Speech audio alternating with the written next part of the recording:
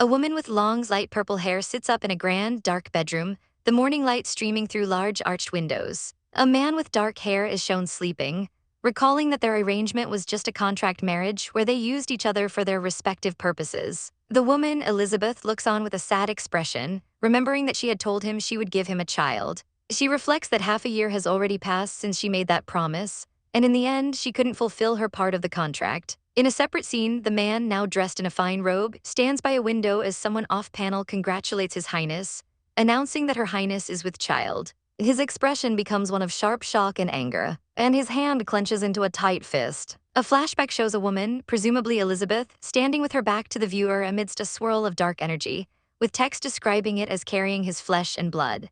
The man, Redjet, is then seen ordering his guards not to let anyone enter, and they affirm his command. He quietly thinks of her name, Elizabeth Asuka. The scene shifts to a prologue, explaining how a kingdom was trampled mercilessly by a barbaric kingdom from the north and was shattered. A lone, cloaked figure, Elizabeth, is seen fleeing. She runs with a desperate expression, thinking that it's over for her if she gets caught, as the whirlwind of destiny tries to engulf her. The setting is identified as the Banella military camp, where soldiers shout in alarm that a woman from Argan has assassinated Sir Roderick and that they must search for her everywhere.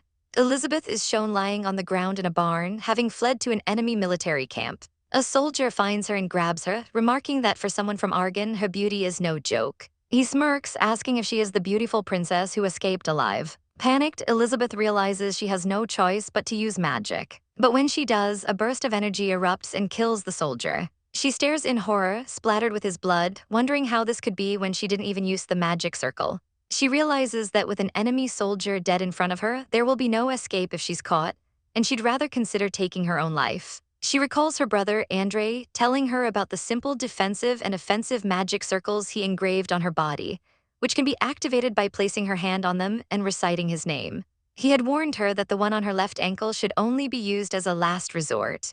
Crying, she remembers Andre pushing her to escape, saying it's better to be a slave than to die miserably. She had begged him to leave with her, crying that she isn't a great wizard like him. But he had declared that as the Emperor of Argan, he must protect the imperial castle. His final words were for her to remember that as long as she is alive, Argan is never defeated. He had urged her to stay alive and come back to make his grave. Shaken back to the present, Elizabeth tells herself to come to her senses, knowing she is now the only heir of the royal family of Argan and must not die, even for Andre's sake. She plans to escape and go to Regal, a friendly country, for help. Suddenly, she hears a voice from outside the barn asking if His Majesty the Archduke is inside, and the silhouette of a man appears in the doorway. She wonders who it could be, thinking the barn was empty. A man with dark hair, Redjet, steps inside, asking what the fuss is about. The soldiers report that Sir Roderick was assassinated by the woman from Argan, pointing to Elizabeth on the floor. Elizabeth looks up at him, recognizing him as the Archduke of Kristan. Back at a royal birthday celebration for Emperor Andre Aseka Argan.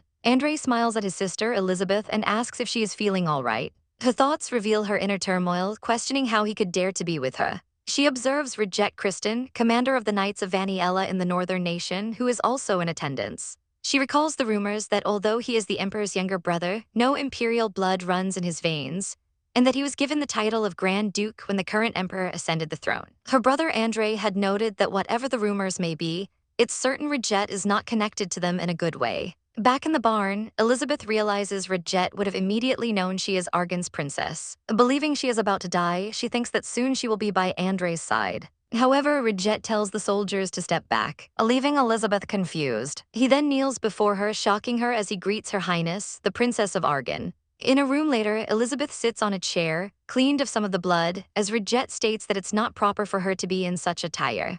He then asks if he may touch Her Highness's body, causing her to ask what he means in bewilderment. She remembers the blood from the soldier exploding, and thinks that something certainly seemed to have burst from her body, wondering what it could have been if not a magic circle. Redjet clarifies he means to clean the blood, and after a moment of hesitation, she allows his touch. He gently cleans the blood from her collarbone and neck, and she tells him to be gentle. When he is finished, he states that it's all done and she thanks him. He calls for Sir Reuben to come in, who is shocked to see Elizabeth there, exclaiming about that woman. Redjet calmly tells him to prepare to welcome Her Highness, explaining that she is the last noble of the Grand Empire Argan and must be respectfully escorted. Elizabeth realizes he means she is being escorted to the final thorny path, her execution. Later, while sitting alone, she is presented with a meal, as Redjet's voiceover states that on her final journey she will have to be polite. She wonders how he expects her to eat after hearing that. Outside, soldiers gossip about her, wondering if she is really the last royal of Argan and if she should be killed right away. Sir Reuben tells his subordinate to be careful what he says and not be rude to Argan's royal family, but the soldier retorts that it's a ruined country anyway. Reuben clenches his fist, reminding the soldier not to look down on her and asking if he knows the founding myth of Argan, who protected the continent from dragons. Elizabeth sits alone, thinking of Andre, who was her only family and a strong shield, now gone from this world. She survived alone and tells herself it's not the time to cry but to get herself together. She overhears the soldiers again, discussing how the Empress wants the Archduke to produce a strong child soon, but another soldier whispers that it would be a waste for such a bloodline to be cut off. Elizabeth internally questions if there is any woman in the world who could endure a Yangin. She recalls reading about Yangin as a child, beings that could not be imagined as human with low intelligence and poor social skills. She wonders if Redjet Kristan is a Yangin. Later, a servant brings a tray containing a dagger and a vial of poison, presenting it to Elizabeth as a message from His Majesty. Redjet reads the letter, which offers the last remaining princess of Argan a chance to finish her life on her own terms. She is given the choice to commit suicide with honor, or be taken to the capital of Banella to be decapitated. Redjet tells her to make a choice. Elizabeth thinks that being able to choose the form of death is a special arrangement, an honor for the royal family of a defeated country. But at a time when she has to survive somehow, she clenches her fist, thinking she can't afford to care about such things as face. She knows Redjet is the strongest man in the camp, receiving calls for succession from his home country and a Yangin who inherited the blood of the dragon. She stands and asks Lord Kristan if he will take her to Banella if she doesn't kill herself here. He confirms that if she doesn't choose, she will go to the capital, as there was an order for her to be brought safely in spring. She picks up the dagger and he asks if she will do it with all her might. She then declares that she won't kill herself. Adding that she also understands he must take her to the capital in good health, meaning he can't even hurt a fingertip of hers. Then to his shock, she swiftly stabs herself in the chest. He shouts her title in alarm as she collapses. Bleeding, she looks up at him and says his name, telling him he must take her to Banella in good health. She thinks that whatever she has to do or endure, she will survive, as she is now the only royal family in the Argan Empire. Redjet watches her as she lies wounded but pretending to be asleep, noting the reports that she resorted to self-harm. He observes that the princess clearly has no intention of facing an honorable death, and not only does she have no desire to die, she seems to be trying to win him over. A flashback shows nobles at a party whispering about the princess from the rumors, remarking on her incredible beauty and why the emperor kept her hidden. The guest had asked Redjet why he was always so quiet. Back in the present, Redjet tells the seemingly sleeping Elizabeth that he knows she's awake. Her eyes open and she confirms he knew she wasn't asleep. She sits up, saying it seems he is avoiding talking to her, and that she wants to have a real conversation with him. She provocatively asks if she needs to add another cut to her body to get him to talk. He sighs and tells Her Highness she should learn to value her body more, but she replies that it doesn't matter since she's destined to die in Banella anyway. Looking at her bandaged hand and then her determined eyes, she asks Sir Kristan if by any chance he is married. He calmly replies that he is single. She notes that he must have received many good marriage proposals, but she doubts any parents would marry their precious daughter to a man who isn't even human. A vision of a dragon appears behind Redjet as the narration describes a dragon human, an unstable hybrid being. She says the rumors tend to be exaggerated, and she heard the Emperor of Banella is pressuring him to produce an heir. Redjet states he has no hobby of killing women to produce heirs and certainly doesn't want to see blood in his bed yet.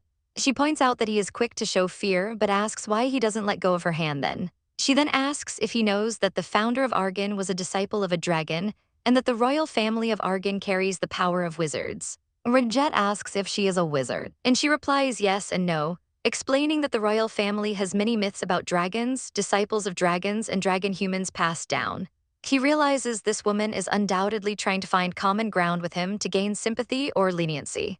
He thinks about how he offered her the most honorable deaths. He tells her she is choosing a harder path. She looks at him intently and states that she is of no use to him, and moreover, she has no intention of being of any help to him in any way. She concludes by telling him not to harbor any false hopes. Elizabeth tells Redjet that his kneeling doesn't surprise her, but it makes her more embarrassed than she already is, then adds that it must be okay for her to commit suicide in front of him. Redjet replies calmly that he understands what she means. Holding his hand, she asks him to stay by her side for now and not to leave his seat even for a moment. He agrees, but only if it is an order from her. She apologizes for troubling him, but then reminds him that according to his own words, she is a person who will die at any time, so he can at least do this much for her. Later, Redjet sits vigil by her bedside as she sleeps. In her feverish sleep, Elizabeth murmurs her brother Andre's name, weeping. She dreams of him, lamenting that she should have become empress, believing that if she had, he would have lived and their collapsed kingdom of Argan would have risen again. In her dream, Andre comforts her, telling her that she is a much greater and better person than she thinks and deserves to be adored by everyone because she is the princess of Argan. She cries in her sleep, remembering his words that if she knew what he was planning, she would despise him for the rest of her life. Redjet watches her tossing and turning, remarking to himself that he didn't expect her illness to be this bad. As Elizabeth shivers and complains of being cold, he clenches his hands. He recalls seeing her 3 years prior, a memory that has stayed with him like a fragment, a woman whose brightness outshone the sun, whom he met during the most hellish time of his life. As she murmurs that her body feels like a fire, he reaches down to check her forehead. She wakes and grabs his arm, asking if her waking up was his fault. He denies it, but she pulls him closer, asking him not to feel too bad when they reach the capital city and to consider her at her last breath. He claims not to understand her meaning, so she clarifies that he can think of her as a crazy woman, but she wants him to consider her worth just once. Their journey to Banella begins with Elizabeth riding on the same horse as Redjet. When they make camp for the night, he tells her they will prepare a place for her to rest. She says she is fine anywhere, feeling guilty that the journey is delayed because of her, but he assures her that is not the case. Noticing the soldiers avoiding her, she wonders if she looks dirty and remembers a lake nearby. When Redjet asks what she is looking at, she tells him she wants to wash her body in the forest lake. To her surprise, he says he will accompany her. She asks if he will still come even though she's going to wash, and he confirms it, thinking to himself that it's better to be seen alone with her by as many people as possible. At the moonlit lake, Redjet tests the water, warning her that it's very cold and to be careful of her wound. She removes her cloak and boots, thinking that the warmth she felt when he held her is still a clear memory. She wades into the water and he calls out to her as Your Royal Highness, approaching her and saying the weather is still cold and her fever just broke. He tells her not to test him and that he has already said he cannot help her. Flustered, she thinks about how she, the Princess of Argan, is shamelessly seeking attention. She quickly changes her mind and says she will just wash her hands and feet. As she dips her feet in the water, she thinks that he is an honorable man and silently asks if he could forgive the plan she intends to carry out in Banella. As they arrive in the city, they are confronted by Prince Yanok Sihat of the Udal Kingdom, who asks Redjet if he is the one who captured the Princess of Argan. Yanok pulls back her hood, lamenting that he went all the way to Argan to see her beauty but missed her. He claims he sent a request to Redjet's emperor to bring her unharmed and that they will now graciously accept her. When Yanok reaches for Elizabeth, Redjet blocks his arm, telling him to step away. Redjet firmly states that he has no orders to transfer the captive, and until His Majesty of Banella approves, the princess belongs to Banella. Redjet then leads her away, leaving Yanok fuming. Later, in the throne room, Emperor Erdrich Mandela asks Redjet if the princess was rebellious, and Redjet replies she was ordinary. The emperor muses that her not committing suicide suggests she has other intentions. He asks if the Udal side threatened to cut her throat, and after Reuben confirms they plan to preserve her as a specimen after her execution in 4 days, the emperor blames the fall of Argan on its former emperor's stubbornness. He then confronts Redjet, stating that his brother is an honest man and it's obvious when he lies, before asking directly if something happened with the princess on the way. Redjet remembers Elizabeth in the lake but flatly denies that anything happened. The emperor tells him to rest but reminds him of the list of brides waiting for him and why he was placed in his current position, calling him a fine breed whose lineage shouldn't be wasted. Redjet repeats that it would be difficult to produce an heir, but the emperor insists, citing their mother as a success story. Redjet retorts that the fact his mother bore him doesn't prove the possibility for others, and then takes his leave. As he walks away, Redjet thinks about how their mother was a success story, while flashing back to a bloody scene from his childhood. He decides to return to his post but reconsiders, wondering if he should see Elizabeth one last time. He goes to her prison cell and finds her in chains. He unlocks them and wraps her wrist in cloth to lessen the strain. Elizabeth thinks he is an enigmatic man. Later, Yanok appears at her cell, taunting her and revealing he knows her brother poured magic into her before his death. He says he must check if she is truly a wizard before he kills her and begins to unlock the cell. Suddenly, Yanok is knocked unconscious. Elizabeth looks up to see Redjet standing there. Unsure of his intentions but grateful, she thanks him and apologizes. On the day of the execution, Redjet prepares to leave the city, ignoring Reuben's questions about why he won't go to the square. As the clock tower strikes noon, Redjet is about to depart when a servant rushes over, frantically telling him he must see the emperor because the princess has something to say. Elizabeth stands before the emperor on his throne. She thinks about how far she is from an honorable death and how she ran away, but she must at least soothe the souls of her trampled people. Having imagined this moment countless times, she announces that she has had a child with the Grand Duke of Lothier. The emperor asks Elizabeth what she just said, wondering if he heard her incorrectly. He thinks it's impossible, questioning if Redjet spent the night with a woman on the battlefield.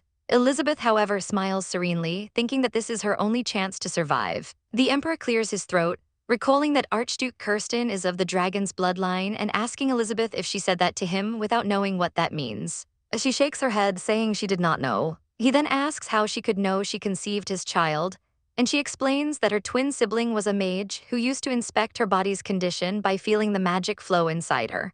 Although she isn't a mage like her sibling, she knows how to feel mana a little and can tell if there are any abnormalities in her body.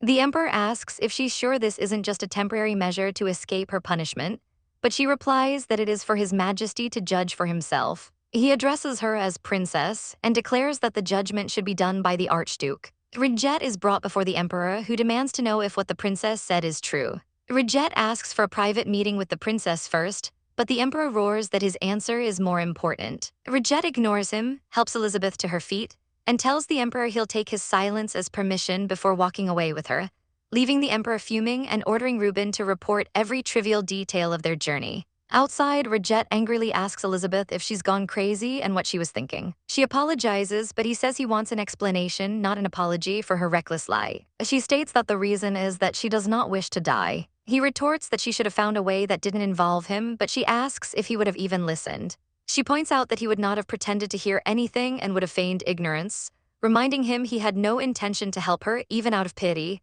because he thought she had to die in the square. She declares that as he knows, the emperor desperately wants his heir, so she will give birth to his child. With tears in her eyes, she begs him to use her. He asks if she is willing to give birth to his successor, noting that Her Highness is expressing a desire to die most insincerely. He explains that he hasn't succeeded in producing an heir because, if he had known the truth from the beginning, he wouldn't have made the offer of a plea from someone who wants to. He remarks that he must have seemed easy in her eyes, but perhaps she is under a misconception. He tells her that he knows what she's thinking every time he sees her. He says that while he apologizes for damaging her honor, he never said he would obstruct her efforts to survive. He continues that if it were him, he would have petitioned the emperor, staking everything he had, such as the secrets and treasures of Argan, but she insists that she cannot sell the country her brother and people defended with their lives just to be spared.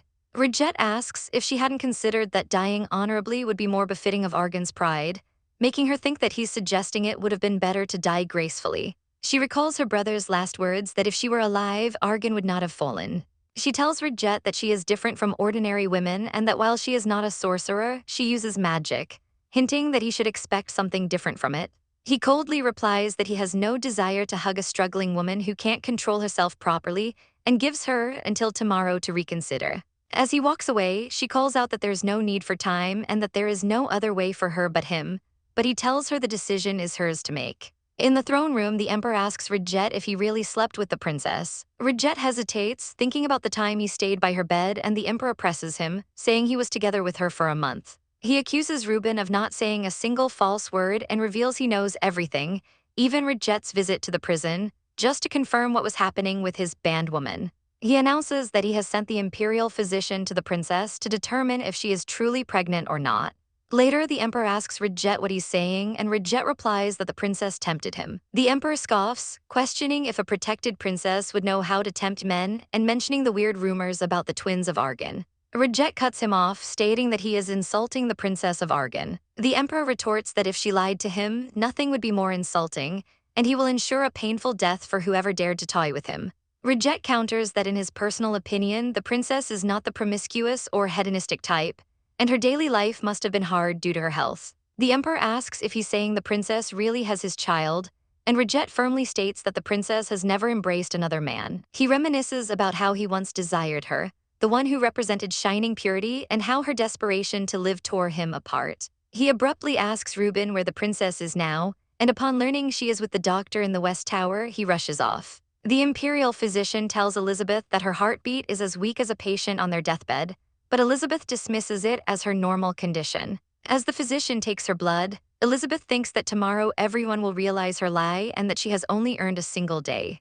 That night, she has a dream where a shadowy figure of Redjet appears and asks why he visits her dream when he isn't going to help her. He says she is correct and that she is supposed to die anyway but is only causing suffering by trying to live. In the dream, she tells him she will commit suicide if everything is exposed. She wakes up to a maid, Eliza, who introduces herself as her new personal maid, assigned by the Archduke. Eliza cheerfully adds that he is to be Her Highness's husband. In a grand room, Redjet asks Elizabeth if she is feeling well, noting she was in bed for 3 days. She says she is fine now, and that the fact she is still alive must mean the Emperor is irritated by his daily requests for an audience. She offers to submit to him if he needs it to get rid of the Emperor. He tells her that he believes she may be his answer, explaining that while the Emperor is a descendant of the hero who killed the dragon, he is a descendant of the dragon itself. He thinks that if his true nature emerges, she might be the only one capable of suppressing it. He tells her that the doctor was bought off and that the Emperor will continue to test her. They agree to a contract marriage for half a year. Elizabeth thinks that since the Emperor is obsessed with a successor, they have no choice but to have a baby within 6 months. Redjet says he will cooperate, but if things don't go as planned, he will tell the king the truth and her future will be in the king's hands. She thinks that his tone is warm but his eyes are cold, a different aura from before. She asks if he has anything to say, worried that he might not like a woman with no experience, but tells him not to reject her.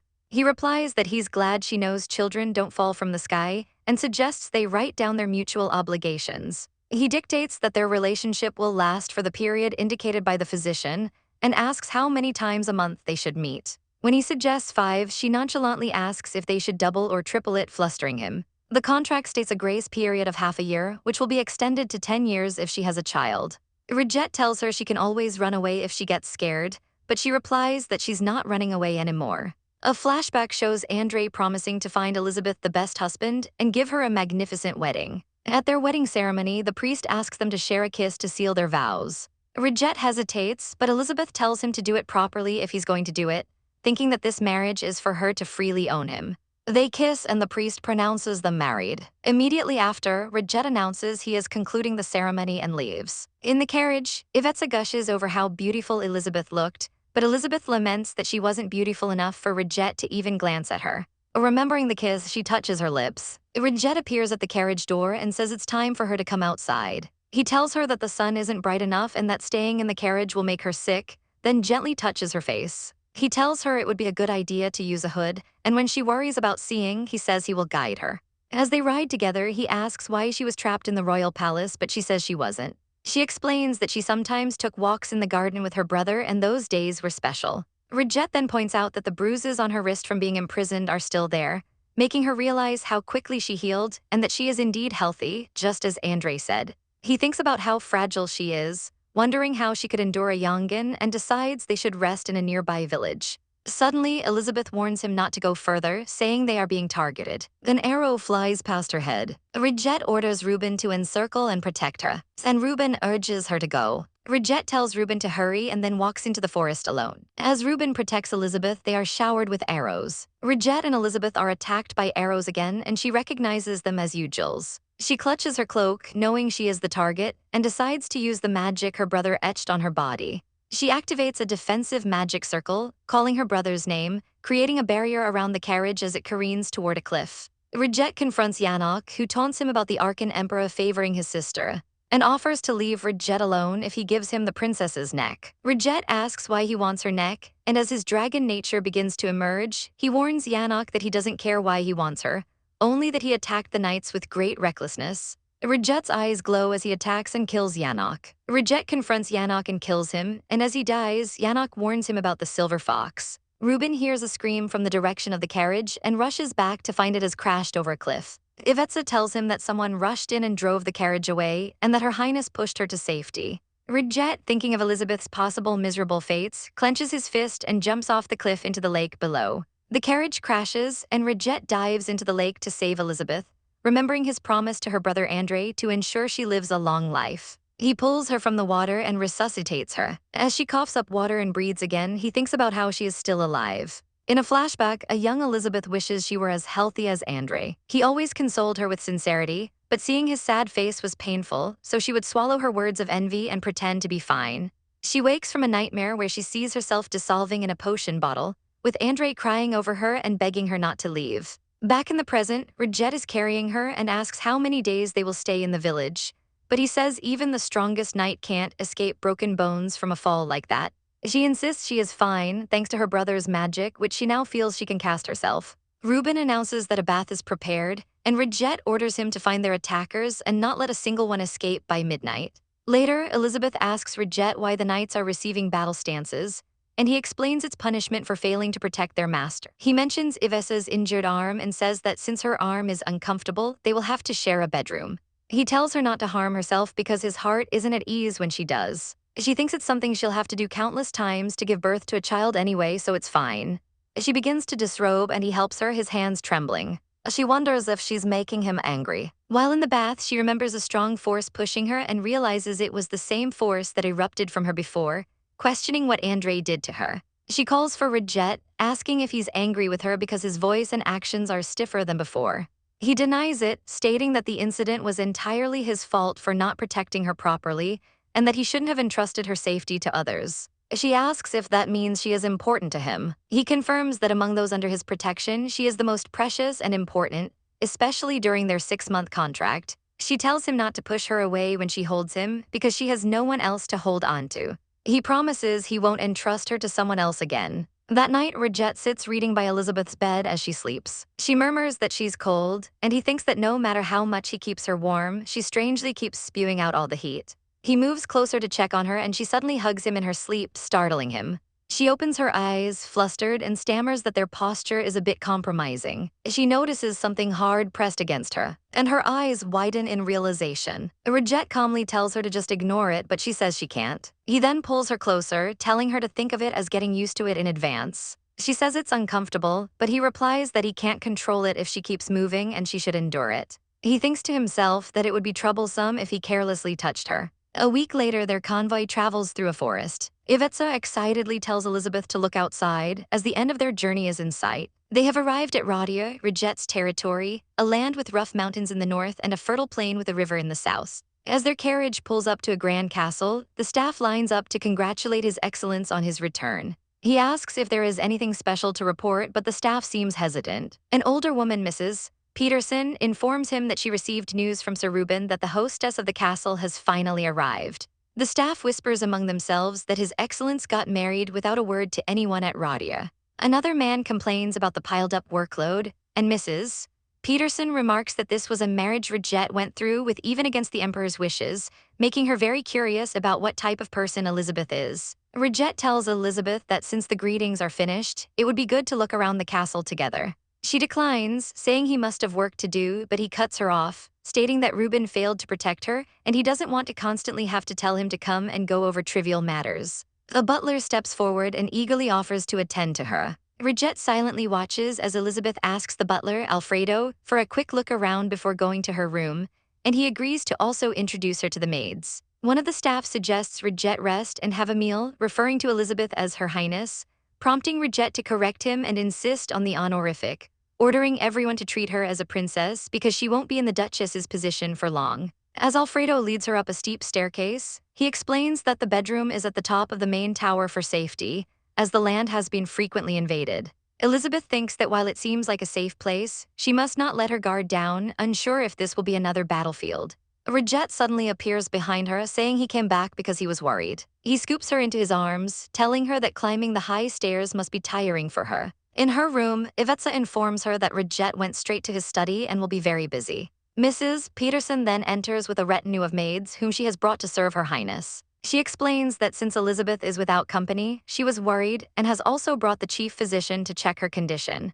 The physician reports to Redjet that while Elizabeth should recover with rest and meals, there doesn't seem to be any immediate cause for concern. Redjet asks what her reaction was. A few hours later, Ivetsa is shocked when Mrs. Peterson explains that a dragon fetus devours its mother, tearing open the womb to be born. Elizabeth overhears and understands why Redjet had said she wanted to die a miserable death. She asks Mrs. Peterson about the precautions for mating with a dragon. Mrs. Peterson explains there is a time to be avoided at all costs, the day when the dragon Semicida's rage towards humans fully manifests, causing indiscriminate slaughter until it sees human blood or indulges in sexual desire, which is why Redjet frequently goes on expeditions. She adds that dragons are vulnerable to desires and persistent in intercourse. Redjet, listening from his study, thinks Elizabeth is fearless for asking such questions. Mrs. Peterson tells Redjet that Her Highness is unfamiliar with the union of men and women, and even lacks familiarity with natural sensations and pleasures. He thinks that if only he hadn't known that, he wouldn't have such a headache. He tells Mrs. Peterson to leave him to rest and to keep her distance for a while. She then asks him to spare some time for her, pointing out that he gazes upon the princess in the same way he used to look at the emperor, with admiration. She asks if it's true he has brought not a hostess to obey but a partner for his whole life. He asks what if it's neither, and she presses him on his real intention for bringing the princess to Radia. He replies simply that it was because he wanted to. He thinks about how he is inevitably drawn to humans who seem to be made in the image of gods, but this is merely a result of a childhood tainted by self-loathing. Mrs. Peterson tells him to rest and leaves. That night, Elizabeth dreams of a wounded Andre telling her to get out of Rodier as soon as possible. She wakes up with a start, realizing it was a dream and that he hadn't appeared in her dreams during the journey. She notes that he hasn't come to see her for a week, and it has been nearly a month since their contract began. The maids ask her if she slept well, and Mrs. Peterson orders a dress to be brought for her. Elizabeth asks Mrs. Peterson if she selected all the people working in the castle, and she confirms that she and the head butler did, but there are also maids sent directly by the emperor, candidates for the duchess position. Elizabeth thinks about the women sent by the emperor and wonders if they were embraced by Redjet. Eliza finds Redjet and tells him that Elizabeth has trouble sleeping and has many nightmares, suggesting that she is anxious sleeping alone and needs his warmth. She urges him to go see her, saying she got lost on the way to the study and must be worried. He agrees, and Eliza directs him to a secret staircase leading from her bedroom to the study. He finds Elizabeth there with Reuben, who had helped her after she got locked on the dangerous stairs. Reuben notes that Redjet is usually cold toward her, but that he's like a soft, ripe peach when it comes to Her Highness. Elizabeth goes to the stables and meets Redjet's warhorse, Blackie. She asks Reuben if she can borrow a horse for a stroll, and Redjet appears, denying her request, stating it's too dangerous for someone injured to ride a warhorse alone. He tells her that the world is full of very dangerous things and places his cloak around her. She protests, saying she's seen more modest outfits, but he insists that he's not going to be seen by her like this either. He then lifts her into his arms, telling Reuben he will have to come to his office later. He carries her back to her room, telling her they are not a couple for nothing, and that if she doesn't want him to leave the bedroom, he can come back again and again. She replies that if he isn't willing to do it right now, she doesn't need to just wait for him because he has many other women. She tries to leave, but he blocks her, saying the thing he's most sick of in the world is engaging physically with someone without your heart, like an animal, because he was born exactly that way, a monster conceived by eating his own mother. He tells her his nature is not far outside that boundary and he's trying to stay away. He confesses he wants this incredibly beautiful woman all to himself, to keep her untouched unless it's out of envy, covetousness, or pity. He tells her they will use it when the time comes when they become close. He asks how much time she needs, and she says that depends on what he does. He takes her hand and asks if she'd like to go out together tomorrow. In her dream, Andre urges her to leave Lodia. Redjet watches over her, noticing the strange magic emanating from her hair. They go for a walk in a bustling town, and she says she enjoyed it as she's never walked outside for so long before. Redjet asks her to call him by his name, Redjet, explaining that His Majesty gave it to him, but he rarely gets called by it. She shares that after her parents died, only her younger brother called her by her name, Eliza. He calls her Eliza and asks how she's feeling compared to when she was in Argan.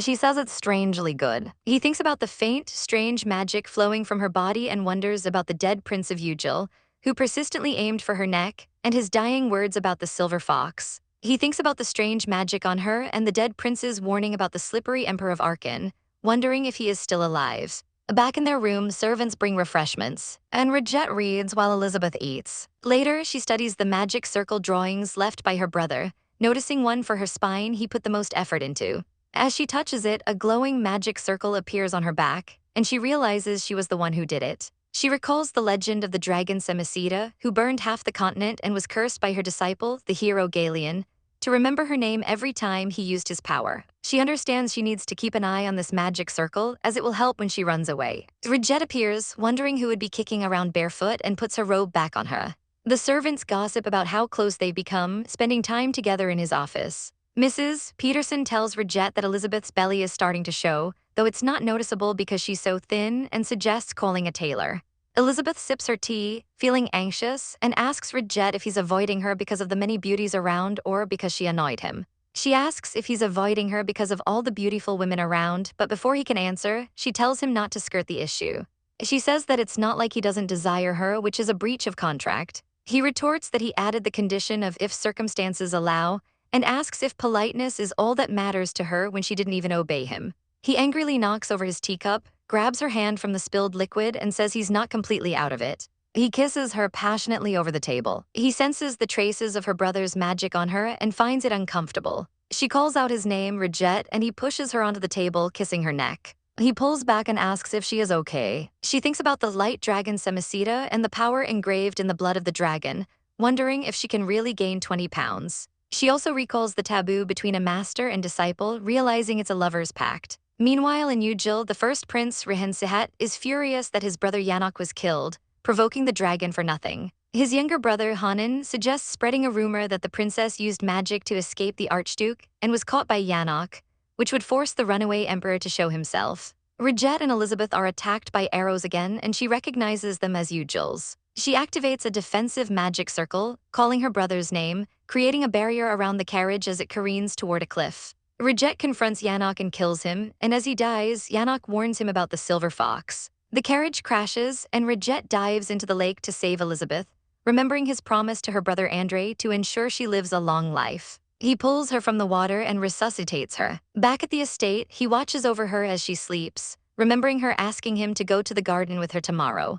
In her dream, Andre urges her to leave Lodia. Redjet notices a glowing strand of her hair. They walk through a market, and she is glad it's not too hot. She explains she never walked much because Andre would worry. Redjet asks her to call him by his name, and she asks him to call her Eliza. He thinks about the strange magic on her and the dead prince's warning about the slippery Emperor of Argan, wondering if he is still alive. He and Elizabeth sit together in his study, and she asks if he is anxious, but he remains silent. She asks if he's avoiding her because of all the beautiful women around, but before he can answer, she tells him not to skirt the issue. She says it's not like he doesn't desire her, which is a breach of contract, and he reminds her of the circumstances clause before kissing her over the table. He senses the traces of her brother's magic on her and finds it uncomfortable. As he kisses her neck, his dragon power surges and is restrained by glowing blue chains. The magical power of a dragon trapped in a human body. He pulls back and asks if she is okay. In the bath, Ivetza frets over the bruises on Elizabeth's neck, but Elizabeth says it's fine as long as she isn't broken. She thinks about the light dragon Semicita and the power engraved in the blood of the dragon, wondering if she can really gain 20 pounds. She also recalls the taboo between a master and disciple, realizing it's a lover's pact. In Ujil, Prince Sihat is furious over his brother's death and orders rumors to be spread to lure out the Argan Emperor. Eliza looks up at the man holding her arm, addressing him as Your Highness. She stammers, flustered, trying to explain her actions as he looks down at her with a knowing expression. He looks at her with a slight smile and says that he thinks it is time to check if she has gained any weight. As he moves his hand to touch the fabric of her dress, she asks if he has to see it with his own eyes, to which he simply says her name, Eliza. He explains that he does not have to check himself to know, because the doctor reports her medical records to him every day. He states this is a matter of course, which leaves her speechless and blushing. As they walk down a grand hallway, him leading her by the hand, she calls him a bad person. He gently drapes his heavy cloak over her shoulders, and she asks if he thinks this gesture makes her feel any better, to which he replies that he knows it doesn't. In response, she turns and impulsively bites his neck. He tells her it does not matter to him whether she is angry or not anyway. Continuing their walk, he informs her that he is going to be away for a while. She stops and asks if she can know the reason. He explains that his cycle usually comes around once every 4 months. He clarifies that it will not be more than 10 days at most, and that he cannot see her during that time anyway, when the dragon's lunatic nature manifests. She confronts him, reminding him of his promise that they would be together as soon as she gained weight. He gently touches her hair, telling her that they both know there is no way for her to gain 20 pounds, and that she should just focus on eating well while he is away. He tells her again to eat well and rest well, his expression soft. Standing alone after he leaves, she thinks to herself that this man is constantly breaking his promises and eroding her hopes. She confronts him again before he departs, asking him not to act this way if he has no intention of being affectionate to her in the fall, and he asks what she means. She looks at their reflection in a large mirror, stating that she thinks he keeps forgetting about the contract they made. He demands to know what she just said, but she tells him not to pretend he did not hear her. Taking his hand in both of hers, she wishes him a safe trip and asks him not to get hurt. He embraces her, promising that he will be back. Sometime later, Elise sits alone on a sofa when a maid enters, looking nervous. Elise asks who has come to visit. A blonde woman, the princess, stands in the drawing room and says she is finally able to meet the lady of the Rodier house. The princess smiles sweetly, surrounded by an illusion of white roses, and says it is nice to meet her. In a flashback, the headmaid informs Elise that a guest has arrived with an edict from His Highness and has been taken to the drawing room. The maid explains that for the past few years, His Majesty has recommended this woman to become the Grand Duchess. The news leaves Elias visibly shocked. The maid continues, explaining that although the Grand Duke has refused, the woman visits Rodier around this time every year like an annual event. Elise recalls a previous conversation where the maid told her that other women sent by the Emperor still remain in the castle as employees. The maid then asks Elise if she will continue to be stigmatized as the Shadow Grand Duchess, regardless of how she regards herself. Elise has a vision of herself seated in a throne-like chair, embodying the power of the Grand Duchess. Back in the present, the princess questions Elise's silence, asking if it is because she is a princess. Elise calmly replies that it is also a pleasure to meet her. Smiling confidently, Elise formally welcomes the princess to the Rodier house. The princess condescendingly remarks that in Banella one must follow its laws, and suggests that perhaps Elise, being like a blank piece of paper, could not think that far ahead. The princess smirks, calling Elise an interesting person. The headmaid steps forward to intervene, stating that Her Highness, Elise, still needs time to recover and that her actions are correct according to Baniella's laws. In another flashback, Elise is in a study, informing a group of men that she heard the number of goods sent to the Banella palace last fall was incorrect, causing one of the men to react with surprise. A younger man suggests the possibility that the goods were stolen en route from Rhodia. The headmaid asserts that the identities of all Rodier employees are guaranteed as they were personally selected by the Grand Duke, and suggests investigating the new hires first. Elise then asks the men if they know how Argan was defeated in the war. She reveals that it was because someone on the Emperor's side, her brother, leaked information to the enemy. She slams her fist on the desk, declaring her belief that it will be easier to catch the thief once their own names are cleared.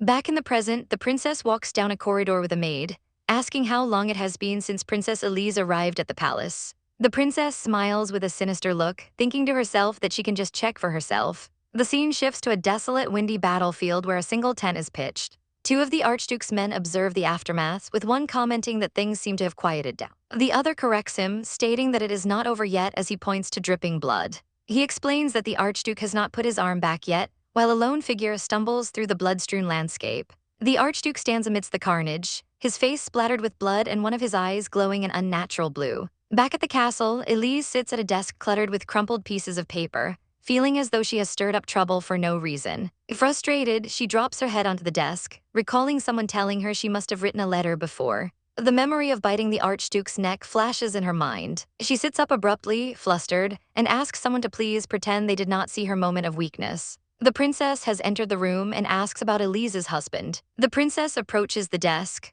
noting that it is an official document and requires a proper name and title, adding that she always follows proper etiquette when sending letters. She perches on the corner of the desk, remarking that the Archduke is the one who saved Eliza's life. Eliza's hand clenches into a fist on the tabletop. The princess suddenly kicks the leg of the desk, accusing Elise of pretending to be noble while doing whatever she wants. She strides over to Eliza's chair. Leaning in close, she asks if Elise feels the world is hers simply because the Archduke favors her. Elise quietly responds that she wishes it were really like that. The princess whispers that Elise cannot ignore her. Elise warns the princess that if she continues to be rude, she will call for someone. The princess grabs Elise's arm, daring her to call for help. She threatens to reveal all of Elise's secrets to anyone who comes through the door. The princess then places a hand on Elise's stomach, mentioning the rumor of her pregnancy and questioning her slender figure. She leans in, whispering that it does not make sense for Elise to still be so flat.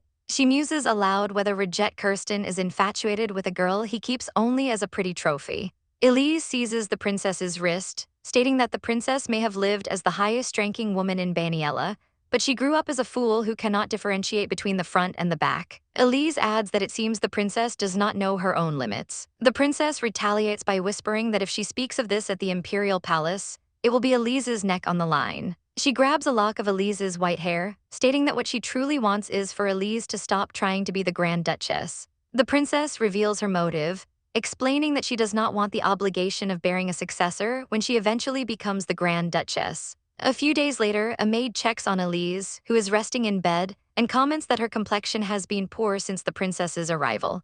Lying in bed, Eliza regrets not including a clause in her contract regarding who could know her secret.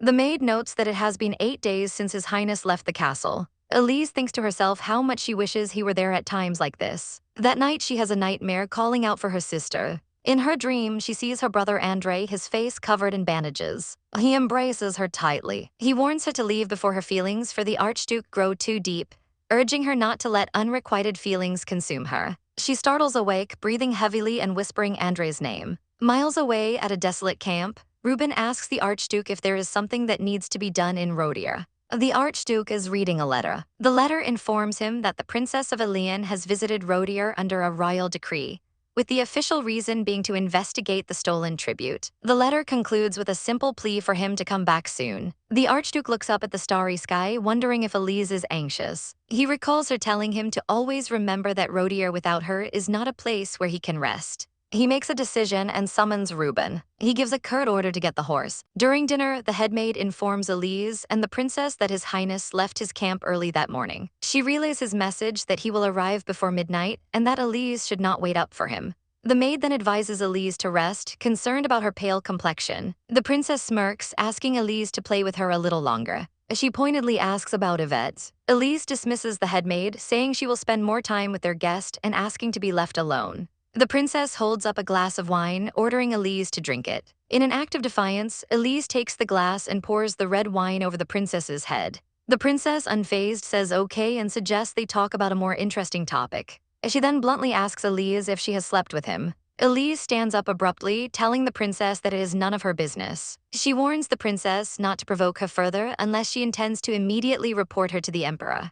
Eliza tells her that if she wants something from her, this is not the way to get it. The princess just smirks, retorting that Eliza was planning to run away anyway. She laughs, questioning if the Duke actually gave her permission to leave. She finds the entire situation hilarious and deeply interesting. The princess grabs Eliza's arm, saying that if she were not a princess, she would have been killed the moment she was caught. She offers to tell Eliza an attribute of Redjet Kristan that she may not know. She explains that his true nature is to make people misunderstand his intentions. She then tells Eliza to give birth to the child and hand it over to her. In return, the princess promises she will send Eliza back to Argan. When Eliza asks what she means, the princess reveals that the emperor's guard will come to check on her in the autumn. She paints a grim picture, threatening that not just Eliza, but everyone in Rodier besides the Duke would be executed for deceiving His Majesty.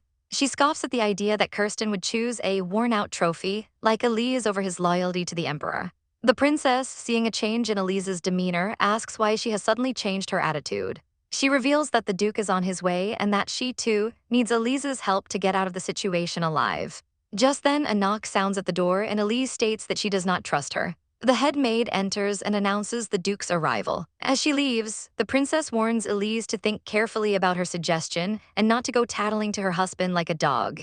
She tells Eliza to consider whose life is truly in danger. Outside in the snowy courtyard, the Archduke's horse neighs and he questions it. Eliza runs out to meet him, calling his name. He looks down at her, his expression grim, and asks what is wrong. He gently cups her face and she insists she is fine, though she seems flustered. He lifts a strand of her hair to his lips, inhaling her scent.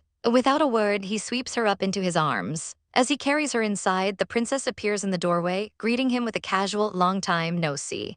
She addresses him as my knight. He coolly observes that it seems she is the one who has been drinking. The princess retorts that that is enough, claiming she knows from experience how he treats her. He replies that he is glad she knows, and therefore sees no need to apologize for his disrespect as he carries Eliza away. The princess calls after them, cheerfully saying she will see Eliza tomorrow. Later, in a private room, the Archduke kneels before Eliza on the sofa, telling her she must have been tired from dealing with Princess Irene. Eliza asks him why he was late. He apologizes, explaining that it took a little while and that the duration of his cycle varies. She counters that 3 years ago does not feel like a long time ago. He kneels to attend to her barefoot, remarking that her persistence is not as extreme as the emperor's. She tries to pull her foot away, saying she will call Yvetza, but he insists on doing it himself. He reminds her that she asked him to come back quickly and questions if she was just testing him. He then brings her foot to his lips and kisses it, saying as expected. He calls her Redjet, interrupting her before she can speak.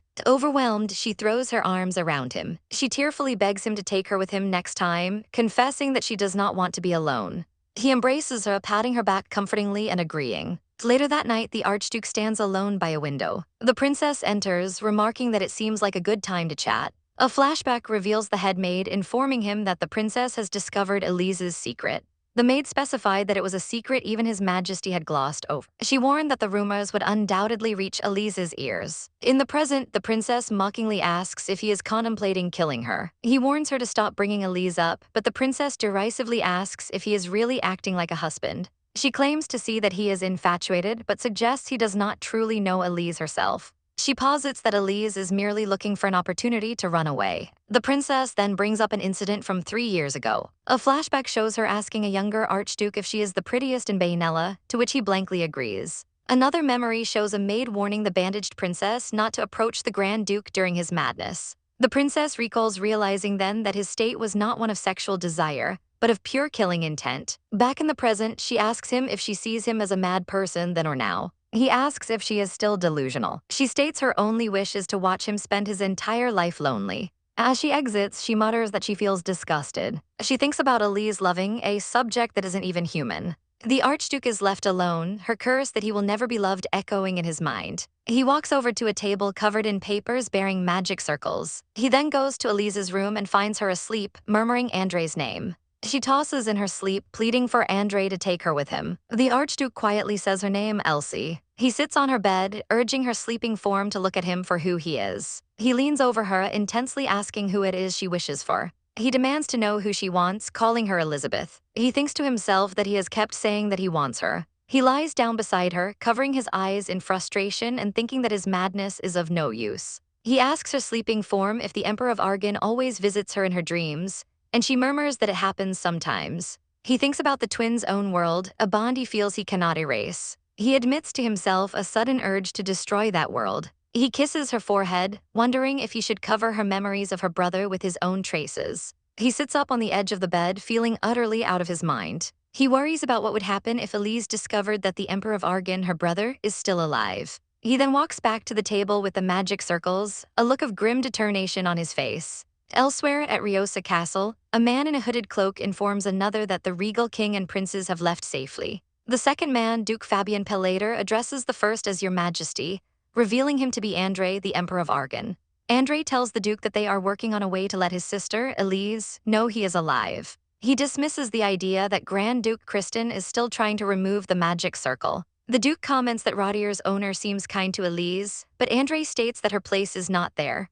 When he dies, she will become the owner of Argan and the only wizard on the continent. Back at Rodier, Elise asks Redjet if he is angry, and he confirms that he is. He tells her that she has been so sleepy since his return that she has not been in her right senses. She deflects, asking if he has caught the tribute thief yet, but he says the investigation has not even started. He states that he does not feel pleasant at all. Elise thinks back on her foolish assumption that he was on her side. She remembers asking him why she had to survive the night, and his chilling reply that she had to survive from him. While walking down a hall, she remembers his words that she would no longer be able to get bitten even if she wanted to. She is interrupted by Princess Irene, who greets her cheerfully. In a drawing room, Irene notes that she heard Elise is leaving that night. She mockingly suggests that her offer must have been sweet for Elise to meet with her alone. Elise sets down her teacup and states firmly that she does not trust the princess. Elise internally resolves to figure out the princess's true intentions before deciding on any course of action, thinking it is not too late to go to Argan after that. The princess asks if Elise truly does not understand. She then questions if Elise even really loves the Archduke. Elise reflects on their transactional relationship and wonders when she started to assign it deeper meaning. She remembers her own internal denial, telling herself she could not possibly be in love. The princess continues her taunts, asking if Elise truly thinks she can return to Argan after raising the child, and cruelly suggests Argan will be gone by then. Eliza is stunned, asking what she means. A voiceover reveals that the Argan army is gathering at Regal. Elise, gasping, demands to know what the princess just said. The princess smiles maliciously and suggests Elise hear the news directly from her husband. Outside, under the moonlight, the Archduke stands over the bloody bodies of the thieves. The princess comments that his methods are too extreme. He hands a report to a knight named Sobert to be delivered to His Majesty. The princess continues to provoke him, mocking the amazing princes of Argan for sleeping with a man like him and asking if he wants to kill her again. She warns him that he would regret killing her. He coldly replies that regret is for those who still have something to lose. She then changes tactics, asking why he has not told the princess the truth. She reveals her trump card, asking if it is because the Emperor of Argan is still alive. The Archduke asks her if telling Elise would change anything. Hidden nearby in a hooded cloak, Elise overhears this entire exchange, covering her mouth in shock as the realization that her brother is alive dawns on her. The Archduke seizes Princess Irene by the throat, his eyes glowing with cold fury. His men cry out in alarm, reminding him of her identity and begging him to handle the matter outside of Rodier's territory. Choking, Irene threatens that if he kills her, all of his wife's lies will be exposed. He dismisses her threat, stating it will not matter as long as no one ever sees his wife again. He tells her that since she wished for this outcome, he should at least grant her wish. Triumphant even in her terror, Irene declares that she has finally seen his true personality. The Archduke's expression hardens as he sees Elise fleeing in the distance. He releases Irene and immediately gives chase, his focus entirely on his wife. As Elise runs, she pieces together the truth, realizing that if her brother Andre were truly dead, his loyal followers would have no reason to be in hiding. The overwhelming possibility that the people of Argan, including Andre and the nobles, might still be alive causes her to collapse onto the stone stairs, sobbing uncontrollably. Her maid Ivetza rushes to her side, asking in a panic what has happened. Through her tears, Elise tells Ivetza that she must go back to her home no matter what it takes. She resolves that this duty takes precedence over everything, including her budding feelings for the Archduke, and tells herself she must get rid of such a stupid and mistaken mind. She looks up to see the Archduke approaching, her heart sinking with the thought that he was never truly on her side. He wordlessly walks past the frightened maid, lifts the weeping Elise into his arms, and carries her away. As he ascends the stairs, he orders that no one is to enter their bedroom without his permission. He thinks to himself that she did not forget what they had decided to do that day. Before she can speak, he reminds her that he had told her she would no longer be able to get bitten, even if she wanted to. In the bedrooms, he lays her down, his body hovering over hers as her heart pounds with uncertainty. She wonders if this is truly all right, as she has yet to confirm everything.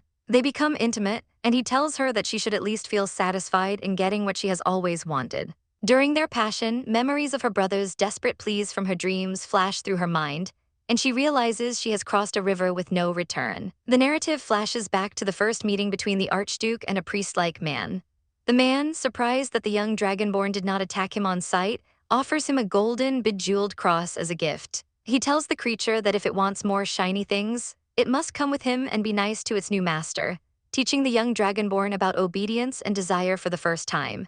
The next morning, Ivetza hopes that the couple is finally making up for lost time. In bed, the Archduke smokes a medicinal herb, which Elise recognizes as St. John's wort, a substance he once gave her as a sleeping aid, warning that it could be poison if taken in excess. She wonders if things would be different if he had shown her affection sooner before Princess Irene's arrival, but she bites her lip, forcing the thought away. When he gently strokes her hair, she decides to think of it as temporary affection. Later, while they are in the bath together, she resolves that she must return to Argan, and to do so, she must make him desire her again if he no longer does. Ivetza later notices the fresh love bites on Elise's neck, and recalls a past conversation where she had warned Elise that it would be too late if she were to fall pregnant. This triggers a memory for Elise of asking the Archduke if he wanted a child, and his correction that it would be our child, not just his. When he enters the room, she shyly accuses him of being responsible for her state, and he grins, asking what else she would expect from a dragon. He kisses her hand, asking if she is so desperate for him now, and she thinks that she cannot show him any weakness while she still has something to confirm.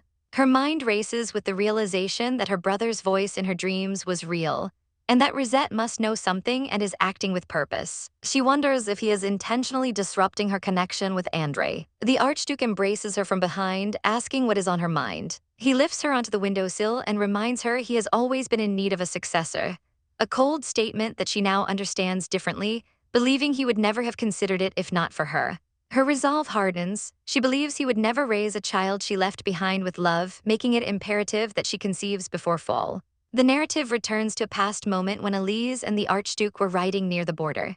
She spotted a village across the river and schemed to get to know the ferryman for her eventual escape. She thought she saw a man named Banella, and the Archduke, noticing her distraction, had asked if she knew him. In the present, she feigns nausea at the dock to get away from the Archduke and approaches the ferryman, whom she now recognizes as Banella. Just as they meet, the Archduke senses something and pulls her into hiding as his men confront Banella and other villagers about the stolen tribute. Elise realizes with dread that there are 7 people from Argan among them. To create a diversion, she throws herself into the river. An enraged Archduke pulls her from the water, demanding to know if she has lost her mind. She pants that she managed to distract him, then lies that she was just going to dip her feet in the water. He touches her cheek, and she internally questions if he recognized Bannon, who has now vanished with the others. That night, Bannon appears at her window, having come to check on her. He frantically asks if she has borne the monster's child, and she tells him not yet.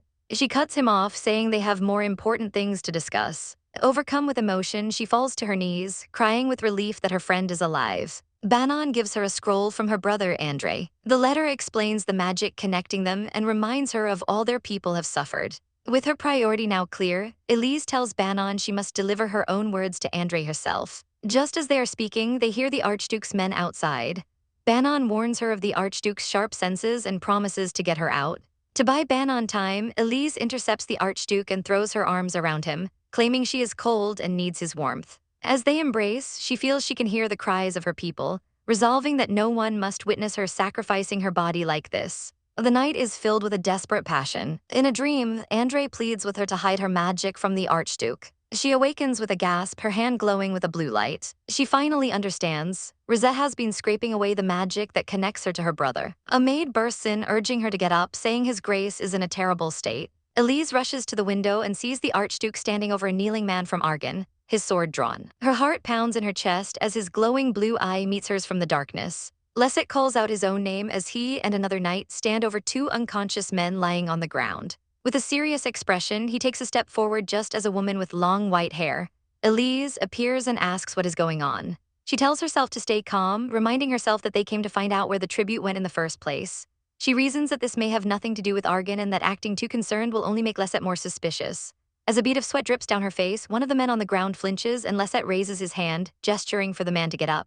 A flashback shows the man being hurt as Redjet's voiceover says his back must hurt. Redjet then grabs the man's shoulder, telling him not to cause a ruckus so early in the morning before scoffing and asking if he had a bad dream, which makes the man flinch in shock. Elise is taken aback, wondering if Redjet just laughed at her. Sweating, she confirms her suspicion just as the man, Bannon, takes her hand and pulls her, telling her they should go inside. He continues, saying he wants to wash up with her or for her to hold him as she did last night, asking if anything is more important to her than he is. As Elise's head drops in distress, Redjet grasps Bannon's hand, forcing him to let go. Redjet then pulls Elise into a hug, causing her to blush and tear up as she lets out a small sigh in his arms. He tells her he wants to ask her one thing, and as she looks up at him from his embrace, he asks who Bannon is. A flashback begins, showing Redjet watching over a sleeping Elise the previous night as she whispered the names, Anna and Andre in her sleep before shifting restlessly and exclaiming not Bannon, which caused Redjet's expression to twitch. Back in the present, Redjet tells Elise he knew she wouldn't react well if he asked directly, so he looked into it himself by interrogating the captured men. He reveals that Bannon was the leader of one of the 2 noble houses that upheld the Argan Empire and angrily questions how precious he is to her, so much so that she would throw herself into a river to hide him and volunteer to bed a man despite her shyness. One of the captured men shouts at Redjet, calling him a mere dragonborn for insulting her highness, and others join in, telling him to just kill them. Elise looks shocked at their loyalty as Bannon defiantly tells the Archduke to kill him if he must, declaring himself to be the Bannon Conrad they are looking for. He then asks Redjet to take her highness elsewhere first, not wanting his master to see such cruelty. Bannon flinches as Elise sternly orders him not to put his life on the line so recklessly, declaring it an order. She then turns on him, asking how he could dare to ask to have her sent away. A flashback reveals Redjet's prior suspicions, as he recalls finding her drawings of magic circles and questioning why someone supposedly without power would practice magic. Back in the present, Elise tries to dismiss the circles as mere scribbles, but Redjet grabs her hand, retorting that the Emperor of Argan wouldn't leave simple scribbles on his sister's body. She stammers that it was just out of concern, but he coldly states he isn't interested in personal reasons. Sighing in defeat, Elise explains that the magic circle on her ankle is a last resort her brother left for her, and admits she contacted the enemy within Vangella's territory. She declares that since she was caught, she ought to share their fate as the master of Argan and will be the first to pay the price. Redjet grits his teeth and calls her name before dismissing her words as a pathetic threat. He releases her hand and orders his knight to take all of them away. Later, he asks Elise about her relationship with the man, telling her not to use his name. She explains that Duke Conrad is her only dear friend and begs for mercy on his behalf. Redjet coldly asks who else she will ask him to save, questioning if she will ask for the Emperor of Argan next. This shocks Elise, who realizes he knows her brother Andre is still alive. Believing she has no use to him anymore, she thinks about using the magic on her ankle, but Redjet stops her, stating he did not permit her to escape him through death. He lifts her chin, telling her all she needs to do is stay there in peace. She asks if it is because he wants her body. Lesset replies that if she cannot bear her mind being occupied by another, then perhaps he too cannot bear it. He asks rhetorically how she would manipulate him if he were to give her his heart, refusing to give her such a weapon. He clarifies that this emotion is not love and he has no intention of dealing with something so beautiful. She is simply his possession, the most precious thing he has ever owned, and asks if she didn't give herself to him with her own hands as she cries. In a flashback to her past, Elise thinks that all she ever was his most valuable trophy, satisfying to own. Another memory shows Lesset grabbing a woman's throat, his voice asking if she shouldn't have chosen an elegant suicide if she was so concerned for Argan's dignity. Back in the present, Elise thinks this is no different from before and wonders what she expected. She looks up at him and begs him to let Bannon go, promising to do everything he says. Lesset laughs, thinking that she still won't stop mentioning that name. He steps closer, grabs her throat, and asks if she is really willing to do everything he wants. Later, as Bannon and his men kneel, Elise stands before them and announces she will not be returning to Argan, stunning the men. She tells them that just as she sold her body to survive, they must also find their own ways to survive and that they should flee before they are slaughtered. She turns and walks away, saying she can no longer be Argan's hope nor the blessing of Grandela. As she leaves, Bannon whispers her name, Elizabetta. Lesset then orders his knight to kill everyone except for Duke Conrad and to tail him to see what he is planning. In a carriage later, Elise sits on Lesset's lap, reflecting on her fleeting hope of reuniting with her brother Andre and discovering her own power. She reminds herself that their relationship was only a contractual marriage and that she will be free by ending it. She clutches her cloak, thinking she will see Andre soon. Meanwhile, maids in a different castle gossip that Her Highness Genovia doesn't seem pregnant at all, though they are quickly hushed. In a series of flashbacks, a doctor tells Elise she doesn't need to worry about not being pregnant yet, and Lesset asks if she is not as fertile as he wants her to be. Elise asks her physician, Freya, to alter her next examination report. In a more recent memory, Lesset finds Elise awake and suggests she burn incense to sleep. She agrees, but after he leaves, she opens the window for a messenger pigeon. Her letter reveals that Ujel's goal is the chapel in Argan's imperial palace and that she needs her brother Andre's help with a barrier. A flashback shows her arguing with Andre for engraving his magic on her to save her life when she was dying, an act he admits was not what an emperor should do, but what a brother had to do. He had promised to send her spells via pigeon to help her escape, asking only that she not be reckless. Back in the present, Elise sends her reply with the pigeon, thinking that she's not running away from Lesset but going to Andre to give her all. She uses her magic to counteract the incense and maintain the illusion of pregnancy, deciding it's for the best as she does not want any trace of Lesset to take root inside her. At the imperial palace, Duke Argan, Genovia's father, complains to the emperor about his daughter's treatment, but the emperor dismisses his concerns. The duke reminds the emperor of his past support and demands a dragonborn child of the highest quality as compensation. In Rodier, an advisor suggests Lesset appear with Elise at the harvest festival to bolster her popularity. Lesset agrees, but is internally tormented by his uncontrollable desire for her. A desire to confirm she is his and fill his emptiness with her. He sighs, muttering that he's going crazy just as Elise enters his study. He immediately picks her up, telling her he was just about to see her. He carries her to a table and leans over her, mentioning that the physician said she is fertile today.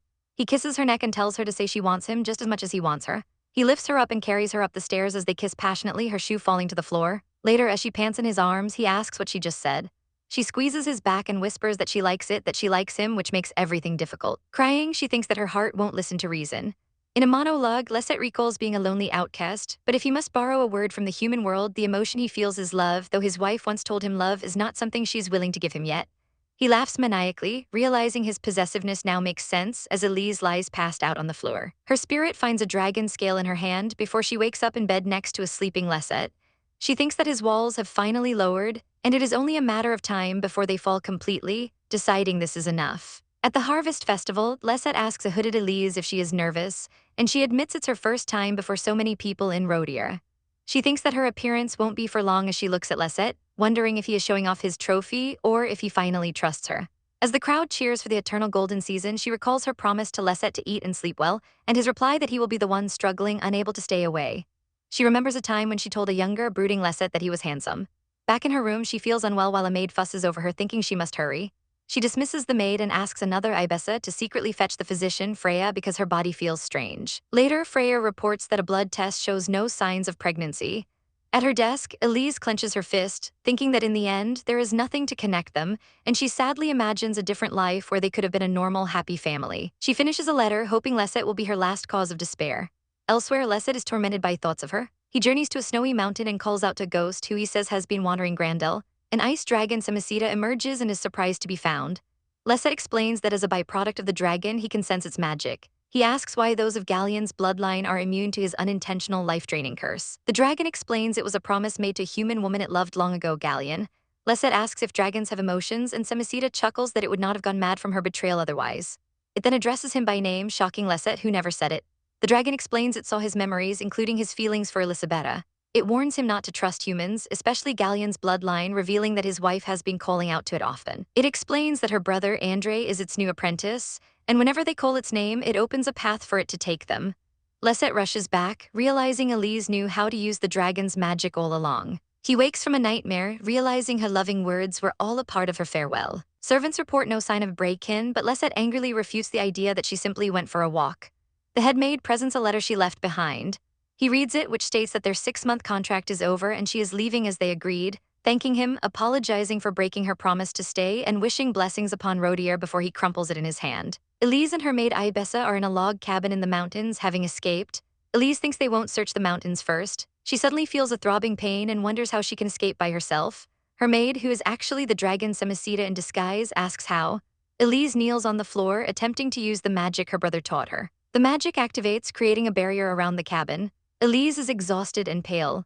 Ibessa Samicida asks if she has a knife. Elise is confused, but Ibessa produces one and tells her to be careful. In a flash, Ibessa cuts a lock of Elise's hair, crying out that she can't have anyone recognize her and that such a cumbersome accessory is no longer needed. Later, as they walk through a village, they hear that the knights are searching for someone and have closed the castle gates.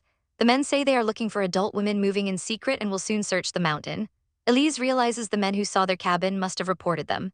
An envoy from the Emperor Lehman arrives at the castle, angry that the Archduke is not there to greet him and demanding to see the Princess of Argan. The head maid explains she is resting, but Lehman insists, citing the Emperor's orders. He recalls the Emperor telling him to search all of Rodier for the princess, who may be on the run. In a wagon, Elise feels sick from the ride. A young mercenary named Louisa gives her water. Ted, the mercenary leader, jokes that her symptoms mean she's pregnant, but Elise denies it.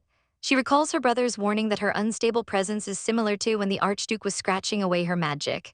Her connection to him cuts out. Lesset, in the now empty cabin, finds the lock of her hair and grips it in his hand with a furious expression. He orders his men that the Princess of Argan has run away while pregnant with his child, and he requests an arrest warrant across all of Vengela to stop her from crossing the border. Elise and Ibessa arrive in a new town, and Ibessa says they should find an inn. Elise tells her that her money is in a pouch, but Ibessa, who is actually Samicida, says no and asks if she is sure about bathing alone since she has fainted before. A flashback shows Elise fainting in the bath. Thinking she wants to at least be able to bathe and eat by herself, Ibessa's smile turns sinister as she muses that while it looks and sounds like the maid, it is not. A flashback reveals Elise chanting the dragon's titles and calling out to Samicida in the bath. In the present, Ibessa is now replaced by a malevolent-looking Samicida who asks if her stomach hurts and offers a warm towel. Elise, sensing something is wrong, plays along and asks Becky for the towel. She reminds the being that they agreed on fake names and asks if she can count on Becky, her only companion. Samicida smiles, thinking this was not in the plan. Elise recalls her brother Andre, explaining that Samicida is simple-minded and might be happy just watching her, a descendant of Galleon. He also recounts Galleon's story. He sought the dragon's help and entertained it for over 20 years, eventually falling in love with a human woman and choosing mortality. The dragon Samicida, betrayed and heartbroken after giving up its immortality for him, sealed him away and regretted not killing him. Andre warns that if the dragon sees Elise as Galleon, she could be in grave danger. The connection to Andre then became unstable, and he frantically asked if the Archduke was with her before being cut off. She realized something similar to the Archduke's power was interfering. The Emperor's shadowy advisor then tells Andre to send Bannon to confirm something about Duke Belater. In the present, Ted teases Louisa and Elise in the wagon. Elise is bothered when someone mentions Princess Genovia is in a coma, wondering what Lesset did to her. Ted tells Louisa she's headed to Novella to see a physician named Harrison, a name Elise made up. He remarks that Harrison is good and then notes her symptoms again, declaring she's pregnant. Elise denies it, thinking back to Andre's warning about her unstable magical presence. Her heart thumps as she clutches her stomach. In an alley, knights search for them. Someone grabs Elise and Ibessa, pulling them into the shadows and hugging them close. It's Bannon. Elise wonders how they ended up like this. A few hours earlier, the mercenaries had parted ways with them.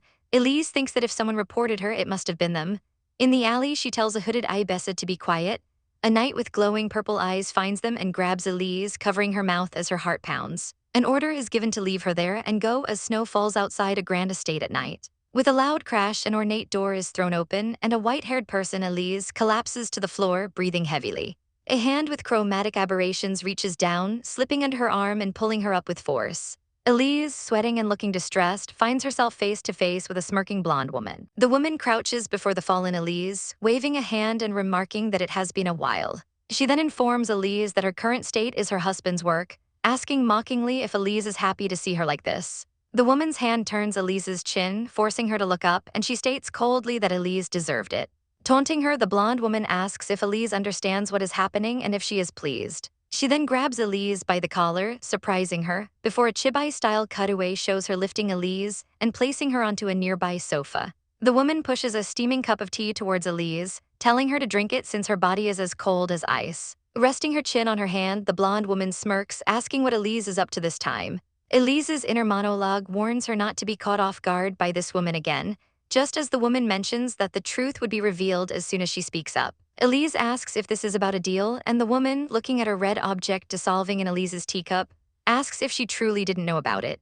She then reveals that the Archduke, the Emperor, and a person named Manhwa made a deal. Elsewhere in a snowy alley, a young, orange-haired soldier gasps in terror, begging a dark-haired lord for forgiveness. He pants that he really did not know, explaining that he just saw the wanted poster and thought she was a criminal on the run. The lord, with a piercing blue eye, demands he continue, and the soldier confesses that all he did was report her to get the bounty. Trembling on his knees, the soldier swears his innocence as the lord orders him to describe her condition precisely. The soldier recalls seeing a weary Eliza in a hood, mentioning that the maid with her seemed to be looking after her. The lord presses further, asking if she mentioned family or where she was headed after Manhwa. The soldier suddenly remembers something and exclaims that yes, she did. A cruel smirk spreads across the lord's face as he internally rages, questioning if Eliza is treating him as if he doesn't even exist. Back in the room, Eliza, having regained some composure, tells the blonde woman to either explain what she means or not bring it up at all. The blonde woman laughs, calling her ridiculous and stating that this is all thanks to Eliza's husband. She explains that her own father barged into the imperial palace to make a fuss, which resulted in an agreement with the emperor. Once Eliza gave birth, the child would be surrendered to house Argan. She leans in, adding that the Archduke, who had been ignoring the palace, suddenly changed his tune upon learning Eliza had run away. He allegedly told the emperor that if the princess was captured, he would willingly give the child to house Argan. Eliza is horrified, insisting it is impossible and that he would never do such a thing. Her world feels like it's shattering as she recalls his belief that the world did not need another half-man, half-beast, or a mixed-blood man who didn't need the ability to fly. A wave of dizziness overcomes her and she groans in pain, clutching her head as her vision distorts. She wonders what is happening as she begins to faint, and a servant rushes to her side, urging her to rest. Later, Eliza is in bed when the blonde woman asks if she was aware of any of this, to which Eliza replies that she had no idea when she left Rodier. The woman concedes that it makes sense, and Eliza thinks about how she has now left behind everything of his. Getting up from her chair, the woman rattles the furniture and states she will put aside her selfish ambition to offer some advice. She warns that when a mother's life is threatened, maternal nutrients are transferred more rapidly to the fetus, which will begin to eat away at Eliza's very life. Eliza tells her not to call the baby it. The woman scoffs, calling the idea of sacrificing one's life for a child stupid, viewing the child as either a valuable item or a monster judged for its existence. Eliza resolves to protect this tiny creature, no matter what, and to keep moving forward. Suddenly, the dark-haired Archduke appears in the room, telling the blonde woman to go. He approaches Eliza, who cowers near a mirror, and gently lifts her into his arms, holding her close. She lets out a soft breath, her initial shock giving way to a sense of security in his embrace. The blonde woman, annoyed, sighs and tells the Archduke to think about her offer before he decides, then leaves the room. He gently lays Eliza on the bed and calls her name, causing her to flinch. He asks if she has nothing to say to him, but she remains silent as he clenches his fist in frustration. He tells her he must bring her back to Rodier, questioning if she truly doesn't know why. Eliza declares their contract is over and that there is nothing left between them, giving her no reason to return. He repeats her words with cold fury, questioning if the being inside her also has nothing to do with him. Eliza internally admits she had hoped he didn't know about the baby, even though she knew he likely did. He pins her to the bed, looming over her and asking if she can stand by what she just said.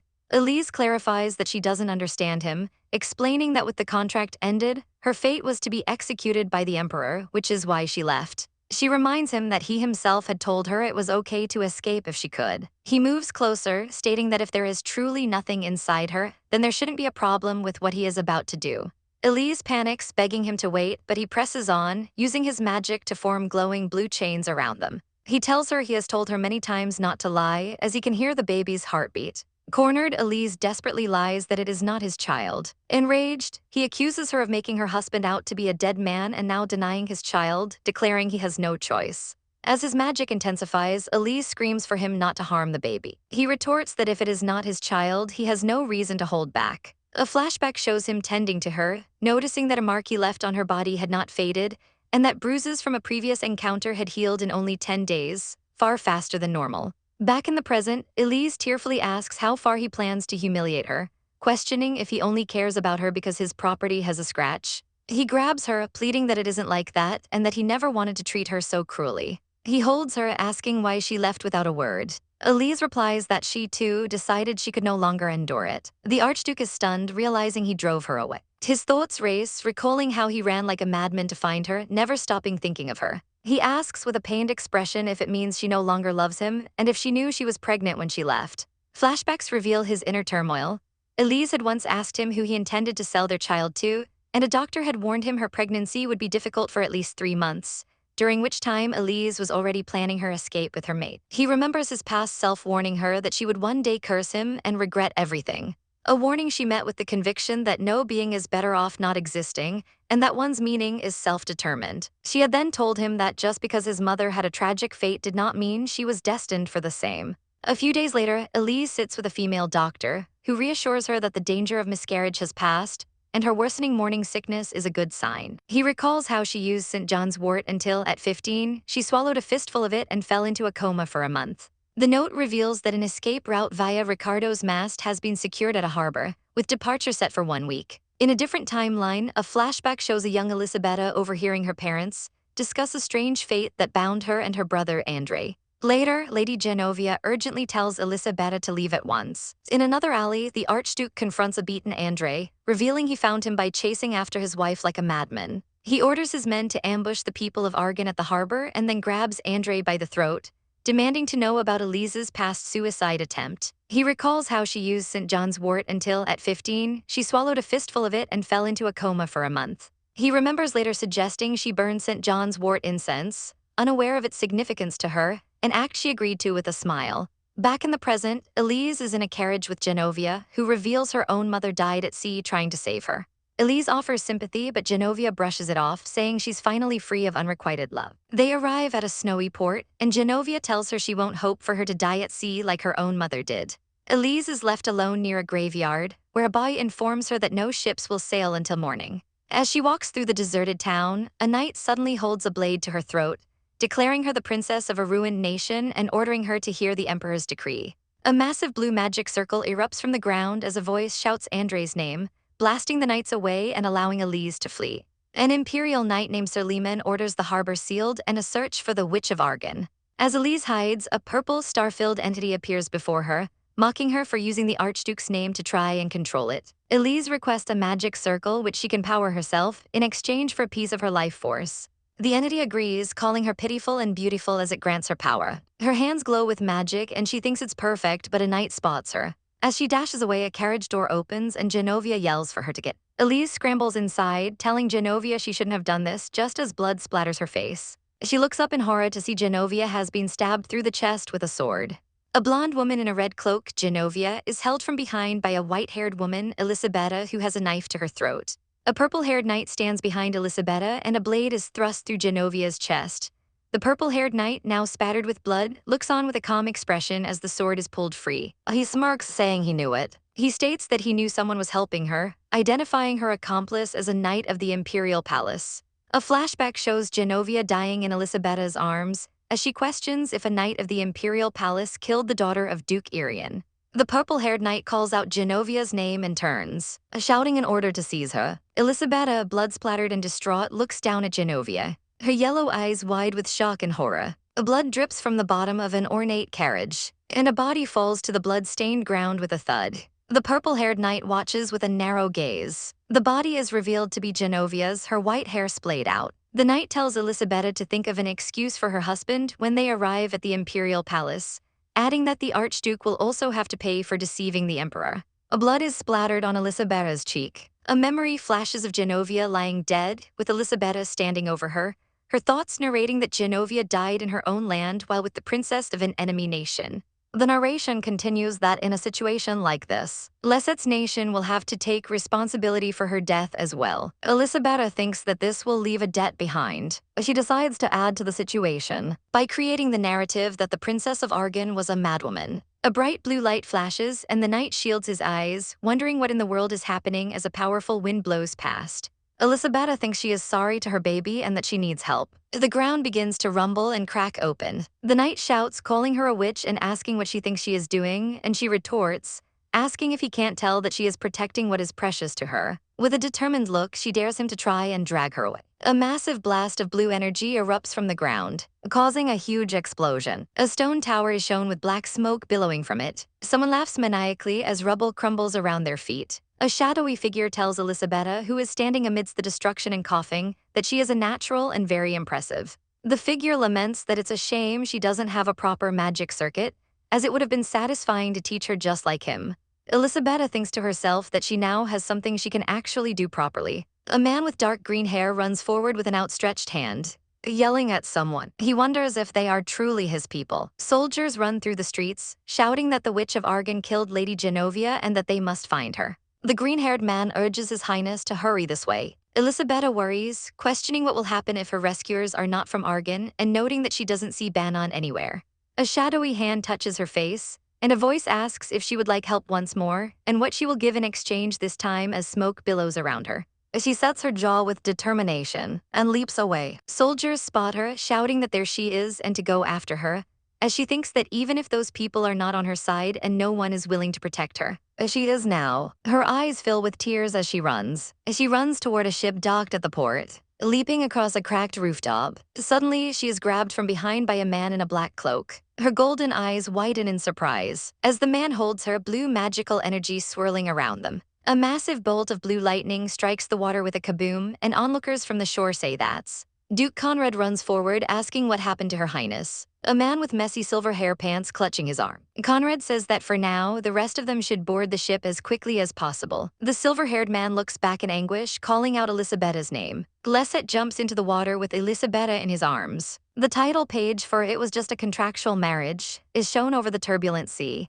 Chapter 82 begins. Elisabetta leans against Leset's chest as he weakly says her name, Elise. He pleads with her to call his name or whatever she wishes, just to speak to him. He lets out a pained breath. Elisabetta looks up at him with concern, asking if she is all right. She flinches as he touches her face, asking if she is cold, but she insists that is not important right now. They sprint across the docks. The purple-haired knight runs forward with his soldiers, shouting that he saw them jump under the bridge and demanding Leset hand over the woman. Elisabetta peeks out from Leset's embrace, her eyes wide with fear. She whispers that it is an imperial knight. Leset asks if there were any other witnesses, and she tells him no. He leans in close to her, their mouths almost touching, before he kisses her passionately, asking what else could possibly matter. The imperial knight and his subordinate look down from the bridge in shock. Leset and Elisabetta continue their kiss. He tells her to get back to her senses. She shouts that the reason she used magic in the first place was in hopes of not causing him any more trouble. He clenches his hand in her hair. A dark, spectral voice asks Leset if he wants to kill her, noting that she always chooses to stray from him and that it would be so simple to make her his by killing her. The shadowy entity continues its temptation, saying that if you love something too much, you will end up wanting to destroy it. Leset and Elisabetta stare at each other, surrounded by the entity's dark energy. Leset thinks that in the end, his cursed hands will take hold of this pure and fragile life before him. He recalls a memory of him and a blonde woman, thinking that the one who would destroy her was none other than him. He remembers telling her that no matter what he does, he could never be her king. He looks down with a grim expression. He remembers asking her if he should give her the world and her asking what he meant by that. Elisabetta looks up at him with a worried expression. A ship bears down on them in the water as a man with silver hair looks on from a small boat. Leset tells her that even if she leaves him now, she must remember who placed this life inside her womb. She screams for him to wait, shouting that the boat will crash into them. He pulls a glowing object from his armor, telling her that her husband is. He holds her close, telling her to be him for the rest of her life, Elisabetta. And their lips are close, and he smiles with a sinister look. A blue light glows around them as he holds her. Her eyes widen. He holds her tightly. The silver-haired man catches her as she falls into his boat from the water, splashing down and crying out her name, Elise. The man who pushed her, Leset, is seen running away across rooftops as soldiers watch from below. Leset thinks no. He thinks it can't be like this, but it lasts. Elisabetta's narration states that she escaped Vangela just as she had wished for so ardently. But the man she had as her husband for 4 seasons, and also the father of her child, was left behind, surrounded by knights with crossed spears pointed at him. An ad for violet scans is shown. The king of Vangela angrily shouts at Lesset, asking how many times he has to tell him. He yells that the vile witch of Argan deceived them both, killed Genovia, and fled. He demands that Lesset just admit it already so he can take care of everything on his end. The king continues to yell, asking why Lesset won't admit it and if he is really planning to take the blame for everything. Lesset looks up with a slight smile, calmly mentioning a declaration of war. He grins, sarcastically asking if the barbarians of Ukul plan to strike the south again. The king confirms this, reminding Lesset that thanks to him killing Ukul's 4th prince, their alliance was shaken badly. The king explains that Ukul has requested their support and this is a chance to restore the alliance, and if they capture the runaway princess as well, it will be like catching 2 birds with 1 stone.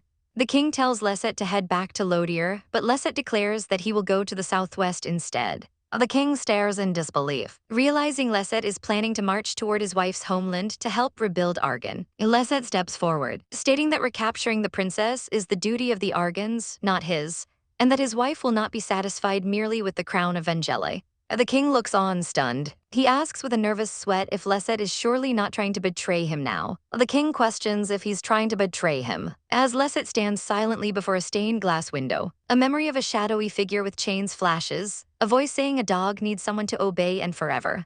The king laughs, saying that's right, and Lesset agrees that he hasn't forgotten. The king stands up, declaring that dogs are loyal creatures who don't understand betrayal, and that no dog ever abandons its master first. The king pauses, confused, asking what he means. Lesset agrees that it's true, then states that Ukul, Vangela, and the king all seem to stand in the way of his wife's future as the king's crown falls to the floor. He grabs the king by the throat, who chokes in pain. Lesset says, however, that Vangela is too valuable a card to discard. A red textured background is shown. The king clutches at Lesset's arm as Lesset holds him by the collar. Lesset tells the king to forgive him as blue energy swirls around his hand. He clenches his fist, musing that giving a human name to a dog only made it forget its place. His blue eye glows. He thinks that if only the king had raised him as a beast from the beginning. Blue energy binds the king to his throne as Lesset tells him that until he returns. The throne is his. Lesset walks out of the throne room, leaving the guards standing at attention. The guards watch him go. He holds up the king's seal, telling the assembled men that this bears his majesty's seal.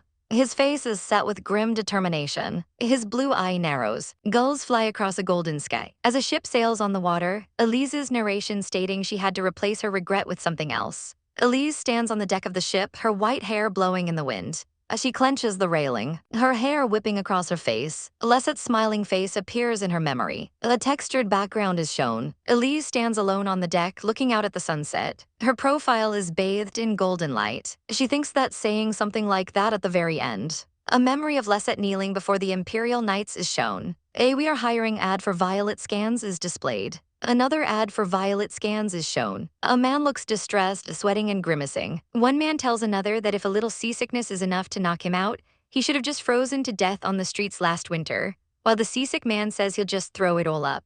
The men laugh with crazed expressions, looking out over the sparkling sea at sunset. They argue, one saying the other can't even handle a light breeze without his face cracking apart, while another asks if he's ever climbed a snowy mountain in a single layer or been stranded in a blizzard, questioning if freezing to death is the only thing Northerners are proud of. The argument escalates into a physical fight, with one man telling the other he's asking for it, and another saying they must be too thick to read the room since they're supposed to be keeping quiet for Her Highness's safety. Eliza appears at the doorway, bathed in a golden light, asking what's going on. She addresses the men, who have all raised their hands in apology, reminding them that they are all comrades who survived hell together and asking why they are yelling and fighting. The men look down, ashamed. Elise continues, saying that if anything happens to her or the baby, the Archduke will never forgive them, and that their mission is to locate the Emperor of Argan first, so they should stay quiet until they reach land. She tells them she's got it, and they should understand there will be no more of that. She tells them to shake hands, but is interrupted by a man calling her name Elise. She turns to see Duke Conrad, who holds up a wooden mug. They sit together on the deck, and he tells her that if her seasickness or morning sickness gets worse, he trails off, looking flustered. She looks back at him, smiling gently. The sea splashes against the ship. She tells him the child won't be welcomed in Argan, and she doesn't want to cause unnecessary confusion among them. She admits that Lesette will definitely be angry with her, but and Conrad looks at her with a sad expression. A flashback shows a man telling his brother Andre that he doesn't have much time left, and that it's simply the truth. Andre says that's why he needs to see Elise as soon as possible, because there's a gift he hasn't yet given his sister. In the present, Elise sits on the deck holding a mug and smiling at the sun. A few days later, her group arrives at the Tentaluna Peninsula in southeastern Grendel. Entering a bustling tavern, Elise, hooded and cloaked, slides a piece of paper across the counter to the innkeeper. The woman looks at the paper, which contains a long and specific food order. Elise nods in confirmation. The woman looks at her with concern. The food, including vanilla pudding and cherry confit, is served. Elise smiles happily. A memory shows her with a man looking at a jar of the same cherry confit, and another memory of her eating at a table with Lesette. Back in the tavern, Elise looks down at her mug with a somber expression. Lost in thought, she wonders if Lesette is okay, thinking he must have been branded a traitor. She stares at the red sauce left over on her plate, her thoughts echoing what she overheard in the tavern, that he's planning to attack his wife's homeland. She stands abruptly. An ad for Violet scans is shown. Elise overhears people in the tavern gossiping, wondering if Lesette is really planning to attack his wife's homeland. They say only someone from Yungin would be so cold-blooded, and that there's a rumor the princess ran away from him. Elise worries, wondering if Lesette volunteered for it, though he isn't the type to just obey orders easily. The gossip continues, with the patrons whispering that the princess is pregnant with a dragon's child and ran away with the dragon's help. Elise looks stunned, her golden eyes wide. A man sitting across from her, Samishita, asks what she thinks. Smiling slyly, he asks if he should prove that the rumor about the dragon loving the princess isn't a lie. He reminds her that she promised to give him a chance to observe her. Elise looks away, flustered. A memory flashes of her holding her pregnant belly, thinking that maybe raising a human child wouldn't be so bad. She tells Samishita that it seems the child never really got attached to Lesette anyway. He grins widely, suggesting that maybe it's in the blood and that Lesette has definitely been consumed by dragon madness. He laughs, saying how terrifying it is. His eyes narrow. He gestures animatedly as he talks. Elise gets up and leaves the table, walking up a set of stairs. She recalls Lesette's words, asking if it would be enough if he put the whole world at her feet. She grips the railing, telling herself not to be swayed. She looks up with a determined expression, then continues walking up the stairs. She thinks that then, she must just hang in there until then for her baby. She and her companions ride through a sunlit forest, with Elise saying it's around here. She explains that if they look carefully, they should find the messenger bird Andre sent. She looks surprised, as a man calls out that it's a letter from His Majesty the Emperor holding up a white dove. The letter instructs her to draw the largest teleportation circle she can make, one that can cover the longest distance and hold as many people as possible. Conrad worries that it will take a huge amount of mana. Andre's voice tells her that she can do it, to trust him and draw it. Elise holds the letter, looking resolved. She walks to a clearing in the woods and begins to cast a spell, her hair and cloak flying as blue light surrounds her. She places her hand on her stomach. A massive glowing blue teleportation circle forms on the ground. A figure emerges from it, and she thinks finally she gets to see him again. It is her brother Andre, glowing with ethereal light. She says his name, and he reaches for her hand. She looks down at him with a sad expression, a single tear rolling down her cheek. A vision shows Andre telling her to survive and come back to bury him. She collapses into his arms, crying his name. A younger-looking Andre smiles gently at her. She embraces her father as well, who pats her head while Conrad looks on. Conrad smiles warmly. Elise cries tears of joy, finally in the warm embrace of her family, hugging her brother on the ground. A hiring ad for Violet scans is shown. An ad for Violet scans is displayed. A man with long white hair walks down a hall, standing before a large door. He smiles slightly. Conrad, with bandages on his face, enters a room and tells the white-haired man, Lord Conrad, that he's glad he made it back safely, then asks if they are asleep.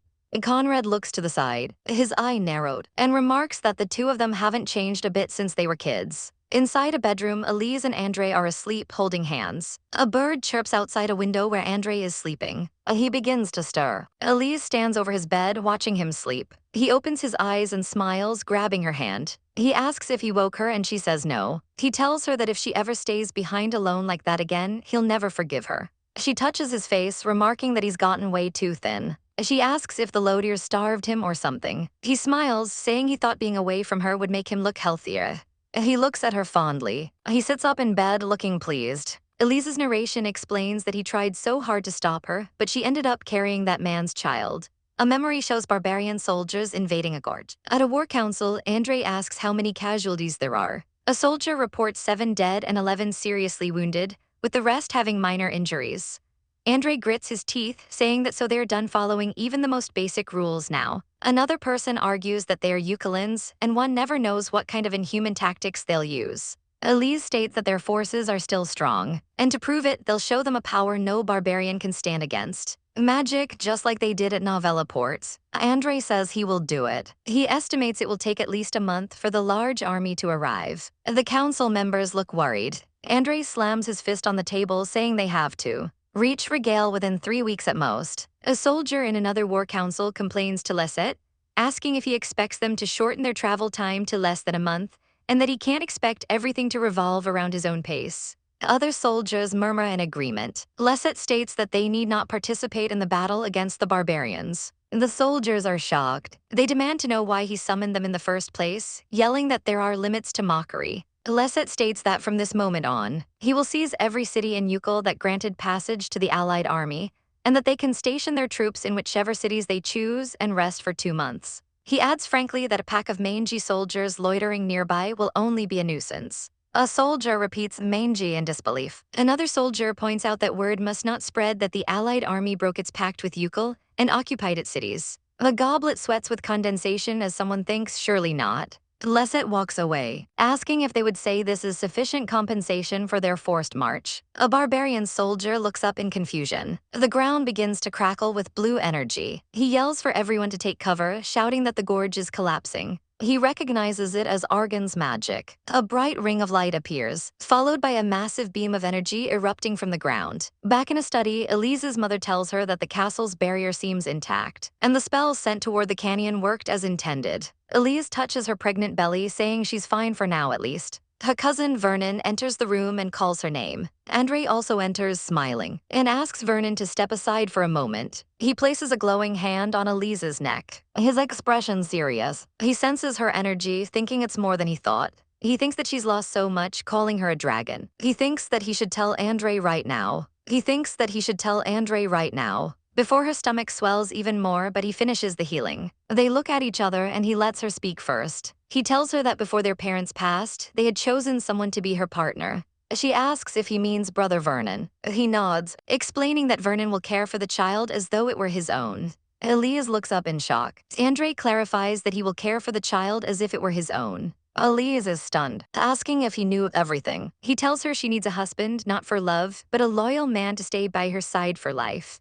She backs away, recalling a past conversation where her parents discussed her marriage. She recalls a younger Andre promising that if she didn't want it, he wouldn't send her anywhere. In the present, she is confused, telling him she doesn't understand why he's saying this now. He looks at her with a dark expression. She grabs his hand, demanding to know what his plan is. He says that's what he wishes to ask her, Elizabeth. He says it's his fault for keeping her hidden among flower beds. He tells her to stop speaking words she'll regret. He grabs her, asking regret. He yells that she should have only used him, not laid down her whole body and heart, and asks if her hurry to settle matters is because of him too. She is speechless, then falls to her knees, explaining that the man was the kindest to her and that in clinging to life, she held on to him and her heart followed nothing more. He looks at her, saying he knows she was foolish. She gets up, saying she won't ruin things because of her feelings. Not this time, and tells him not to force her. She says she's not a child whose life he must plan from start to finish. He grabs her, asking if she knows with what eyes the Grand Duke looked at her 4 years ago. A flashback shows Andre looking warily at Lesset at a party, who has glowing blue eyes. Andre narrates that with those ghastly eyes, he stared at her for a long time, and even learned her name before he left. He recalls bowing to Lesset. Andre clutches his head, thinking it was heaven's mercy he didn't introduce her to him then. Eliza asks if Lesset asked for her name. Andre shouts yes, explaining that the Chamberlain flatly said they would accept no proposals. He looks at her stunned face and asks what that expression is now. She tells him that's enough and to end the topic. He scoffs, asking if she plans to go to the battlefield in her condition. She says no, and turns to leave. As she walks away, he calls her name Andre. A vision shows him carrying her limp body, putting a cloak on her and saying the choice he makes now is not love but his country. He stands alone in the room, thinking that is why he is here, saying that to replace the amusement she enjoys, ordinary terms will hardly suffice. saying that to replace the amusement she enjoys, ordinary terms will hardly suffice. She says that whatever her sister staked, her terms will be more tempting. Andre stands by the window and the girl's voice asks for his terms. Lesset is sitting on his bed, holding a lock of white hair. His eye is cold and distant. Two soldiers burst in, reporting that a dispatch has arrived from the Utchel army that advanced on Regalo. They say there's a mage in the Argan camp, and rumor says she may join the next engagement. Lesset clenches his fist, muttering the Argans. He grits his teeth, thinking that they made Eliza use magic. Eliza stands in a military camp, looking up at the gray sky and remarking that the weather is quite foul. It's a bad day for a pitched battle. Still, she thinks perhaps she should have apologized to Andre before leaving. She places a hand on her stomach. A blue energy crackles around her. General Belater greets her, asking if Her Highness is well. He stands with his troops behind him. She smiles, telling him the wards are all set. She explains that she raised 5 layers of barriers from the foot of the carved wall to the airspace above Argan ground, and they will not break as long as they are fed mana. She reminds the soldiers that the Argan mage is here, and that whatever happens, she will not let this place be breached. She thinks that if they can just finish this operation well. She recalls Andre holding her, saying he keeps doing things he ought to apologize for. She remembers coming back to home where her family awaits. Yet she wonders why she's still. Her men cheer for her. She looks at them with a sad smile, and 3 of them look emotional. Robinson, Basson, and Clava thank her. She smiles warmly, thinking they can finally breathe, if only for a while. She looks up at the sky, thinking just a little. Belater steps into a grassy area, and Staub, sensing something. He thinks that Argans do not fear dragonkin, which are scant byproducts of storm dragons, grotesque beasts with half-formed wings and blind instinct. He realizes that such creatures should not move in packs, and screams for his men to fall back. An ad for Violet Scans is shown. Another ad for Violet Scans is displayed. The camp is in chaos as men cry out, asking what on earth is happening and what this is. Realizing that the Utchel bastards have mobilized Dragonkin, an injured soldier, supported by 2 others, tells Elise they must open a teleport and return to the castle. Elias looks on grimly, knowing that even with magic, it will be hard to save them. A spectral blue hand reaches out and takes hers. A memory of Lesset's voice tells her to remember that the Argan mage is here. A vision shows her standing with a spectral version of herself surrounded by soldiers, and she tells them to return to the keep and report the situation. She says there may yet be more who make it back alive and that she'll wait a while longer for the others. The teleportation magic activates, and she erects a barrier. She swallows, thinking it has already been 2 days. She remembers a soldier telling her that Sir Belater was at the vanguard, and that he'd buy them a window to escape. She clasps her hands together, crying. She prays to God, asking that all who have departed find perfect rest in his embrace. A dragonkin approaches her barrier, as she thinks that she can't see the mana circuits. Her soldiers shout that the ward is crumbling and she must take cover. She realizes there's still mana left, so why is it crumbling so suddenly? They urge her to hurry and run. She tells them to run, that she can't use magic right now and they shouldn't die for nothing. They shout absolutely not. She pushes them toward a teleportation portal, yelling for them to go. She tells them to go first and buy time for her mana to return. Her eyes are wide with terror. She screams as the ward shatters, yelling that it's collapsing. A voice calls her name Elise, telling her to close her eyes, hear nothing, and count only to 30, promising to finish this quickly. She kneels on the ground, surrounded by blood and gore, counting 6, 7. She continues counting 10, 11. She opens her eyes with a start, to see Lesset standing before her, covered in blood. He looks down at Dragonkin he's holding by the throat, then drops it. He smiles at her, asking if she is afraid of him. He thinks that in the state he's in now, someday, she looks at him, then closes her eyes. She thinks about how he said he would make her forget all her turmoil. He embraces her as she cries. He tells her to breathe. She leans into him, her hand on his chest. She panics, saying the baby. She thinks something is wrong with the baby. Her hand trembles on her stomach. He places his hand over hers, and a blue light glows as he tells the baby to return what belongs to its mother. He says, "There you go." Magic flows between them. He says this side seems to have calmed a great deal. Her dress feels loose. She looks down at her now flat stomach in shock. He looks at her with a pained expression. She looks up at him, asking if the baby is all right. He asks whose child she thinks it is, assuring her it's fine.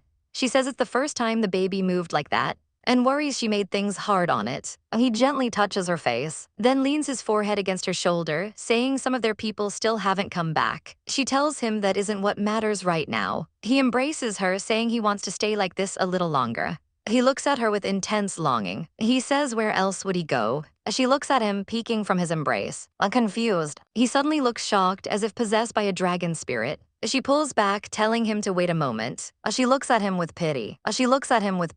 He takes off her robe. She touches his collar, calling him Redjet. She suggests they bathe together. He agrees with a simple as they embrace on the bed. He holds her, asking if she's okay. He kisses her neck. He asks if she was turned on, and she calls him a vile, horrible man. He says he's joking and not that sordid, explaining he only asked because he wondered if the thought of it turned her stomach the way it does his.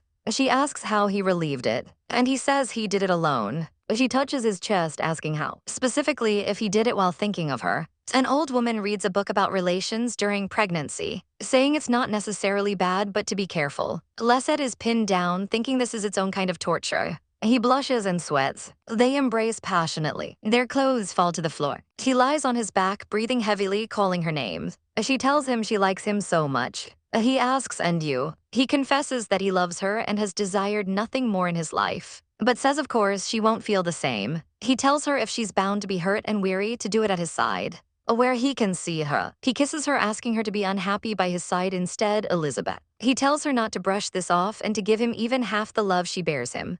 She agrees. She smiles, tracing her finger on his lips. He kneels by the bed, confessing he kept thinking of her all the way there, even though he left of his own accord. His narration says he is a man who started everything not to bluff or pretend he was fine, but to be the landfall for a heart that drifted free. And even so, he loves her. Their hands, one human and one clawed, intertwine. They embrace naked. A bird chirps as someone asks Redjet if he's all right. He says he's fine, his face just a little red because the winter is warmer than expected.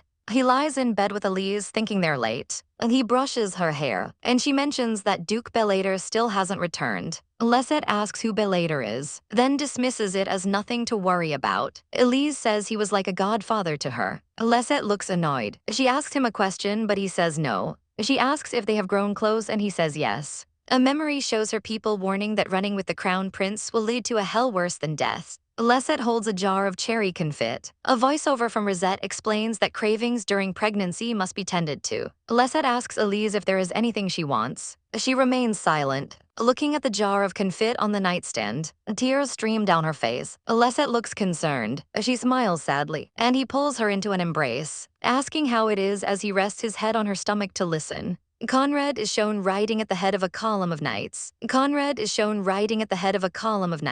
A credits page for Violet scans is shown. Redjet asks if they are not returning to the castle. Conrad explains to Eliza that His Majesty Andre has recovered a portion of his mana, which is why her own magic is halting. Eliza asks if anything has happened to Andre. Conrad smiles slightly, saying nothing of the sort. Eliza thinks it's joyous that his power has returned, but Conrad tells her he heard Andre spoke to her about a marriage between her and him. Redjet, standing nearby, stiffens. Eliza confirms it with a slight smile. Conrad explains that he told Andre he did not desire the match either, and Andre accepted it when he said it wasn't a path to her happiness. He assures her not to worry, that they only raised their voices because they were precious to each other, and says, "Very well." A white bird flies in the sky, and Conrad walks through the woods, looking over his shoulder. He asks Redjet, who is standing behind him, if he has something to say, noting that Redjet has been shadowing him since the command tent. Redjet remains silent. Conrad mentions the corpses of those who lost their lives in the battle with the dragonkin, saying he feared it would weigh upon her heart. Redjet says and Conrad turns back, looking remorseful. He tells Redjet he wishes to escort Her Highness away again and asks what he thinks. Redjet recalls Andre saying that though he knew what Argan had done to Her Highness, he sent her because he judged no one was as suited for walking into peril as himself. Redjet adds, however, that seeing her on the battlefield, it seems she is not being shown much deference. He asks Conrad if he has anything to say. A flashback shows Andre asking Conrad if they can truly trust that man, as he's never seen with his own eyes how he treats his sister. Andre wonders if Redjet seems to love Eliza that much. Conrad is silent for a moment. Redjet says that it is only right to allow a brother and sister their final farewell. Conrad is shocked by the word final as a white clover blooms at Redjet's feet. Conrad recalls Andre telling him there is not much time left. Conrad looks up sadly. Redjet says that in that regard, His Majesty bade him convey something and fetch something from him. His blood, your grace. A memory of Eliza being magically healed is shown. A dragon's voice thinks, as I thought. The dragon's astral form looms over Andre's sleeping body, thinking this one is even more tempting. A hiring ad for Violet scans is shown. Lesset and Elise stand by a moonlit waterfall. He asks if she isn't cold, and she says not at all. She holds her stomach, saying that more than that, it seems Cherry is looking for him. He stands behind her, guiding her as she practices magic, telling her to go slowly. He thinks about her being like a human being. He approaches her. A Chibai version of him asks if she wishes it, if he should follow her to the castle or take her with him to Rhodia. He touches her face, saying that's all he needs. He thinks he will move day and night. At a campsite, he asks how she is, checking for any aches from using the magic circle. And she says it's not bad. A Chibai drawing shows them standing apart awkwardly. He tells her that if she keeps breaking her promise, Cherry will suffer. He embraces her, thinking that there truly is something going on. She tells him she understands and that he shouldn't do anything reckless either. He smiles, saying of course, and that if he has word to send, he'll dispatch a carrier pigeon for her to watch for. They smile at each other, and he tells her to kiss him now. The sun rises through the trees. Lesset asks Conrad what he will use his blood for. Conrad explains that they will create a conduit between him and the princess, using a formula His Majesty already prepared. Lesset's mana-soaked blood will serve as a coordinate so she can summon him. The king's aim, he continues, is to send Her Highness out of the ravine before the full battle begins. He explains that while Andre made a pact with the dragon for her safety, he also kept in mind the possibility that Lesset would have to escort her out himself. As dragons are ever capricious beings, and some have been utterly mad besides, Eliza's magic fades, and her eyes open wide. Andre stands in a sunlit room, calling out to his sister as she enters. He smiles, saying he knew she would return, because she always chooses the foolish path. Their heartbeats are shown to be in sync. He smiles at her, asking what she would have him say. Elise glares, her own magic flaring, demanding to know by what name she ought to call him this time. The dragon possessing Andre's body laughs, introducing himself as Semishit. Elise tells him that if he wishes to sport amid humans, he should come out of Andre's body at once, asking if he even grasps whose body he dares to occupy. She demands to know why he is toying with Andre when he has lingered by her side, telling him to speak his desire to her. The dragon asks if she would have him come out at once. A flashback shows Andre collapsing, and Elise realizes the dragon killed him. She thinks that he has not regained the use of his magic. A memory shows the dragon telling her that as they are now, neither is complete, and that either what is hers passes into him or what is his is yielded to her.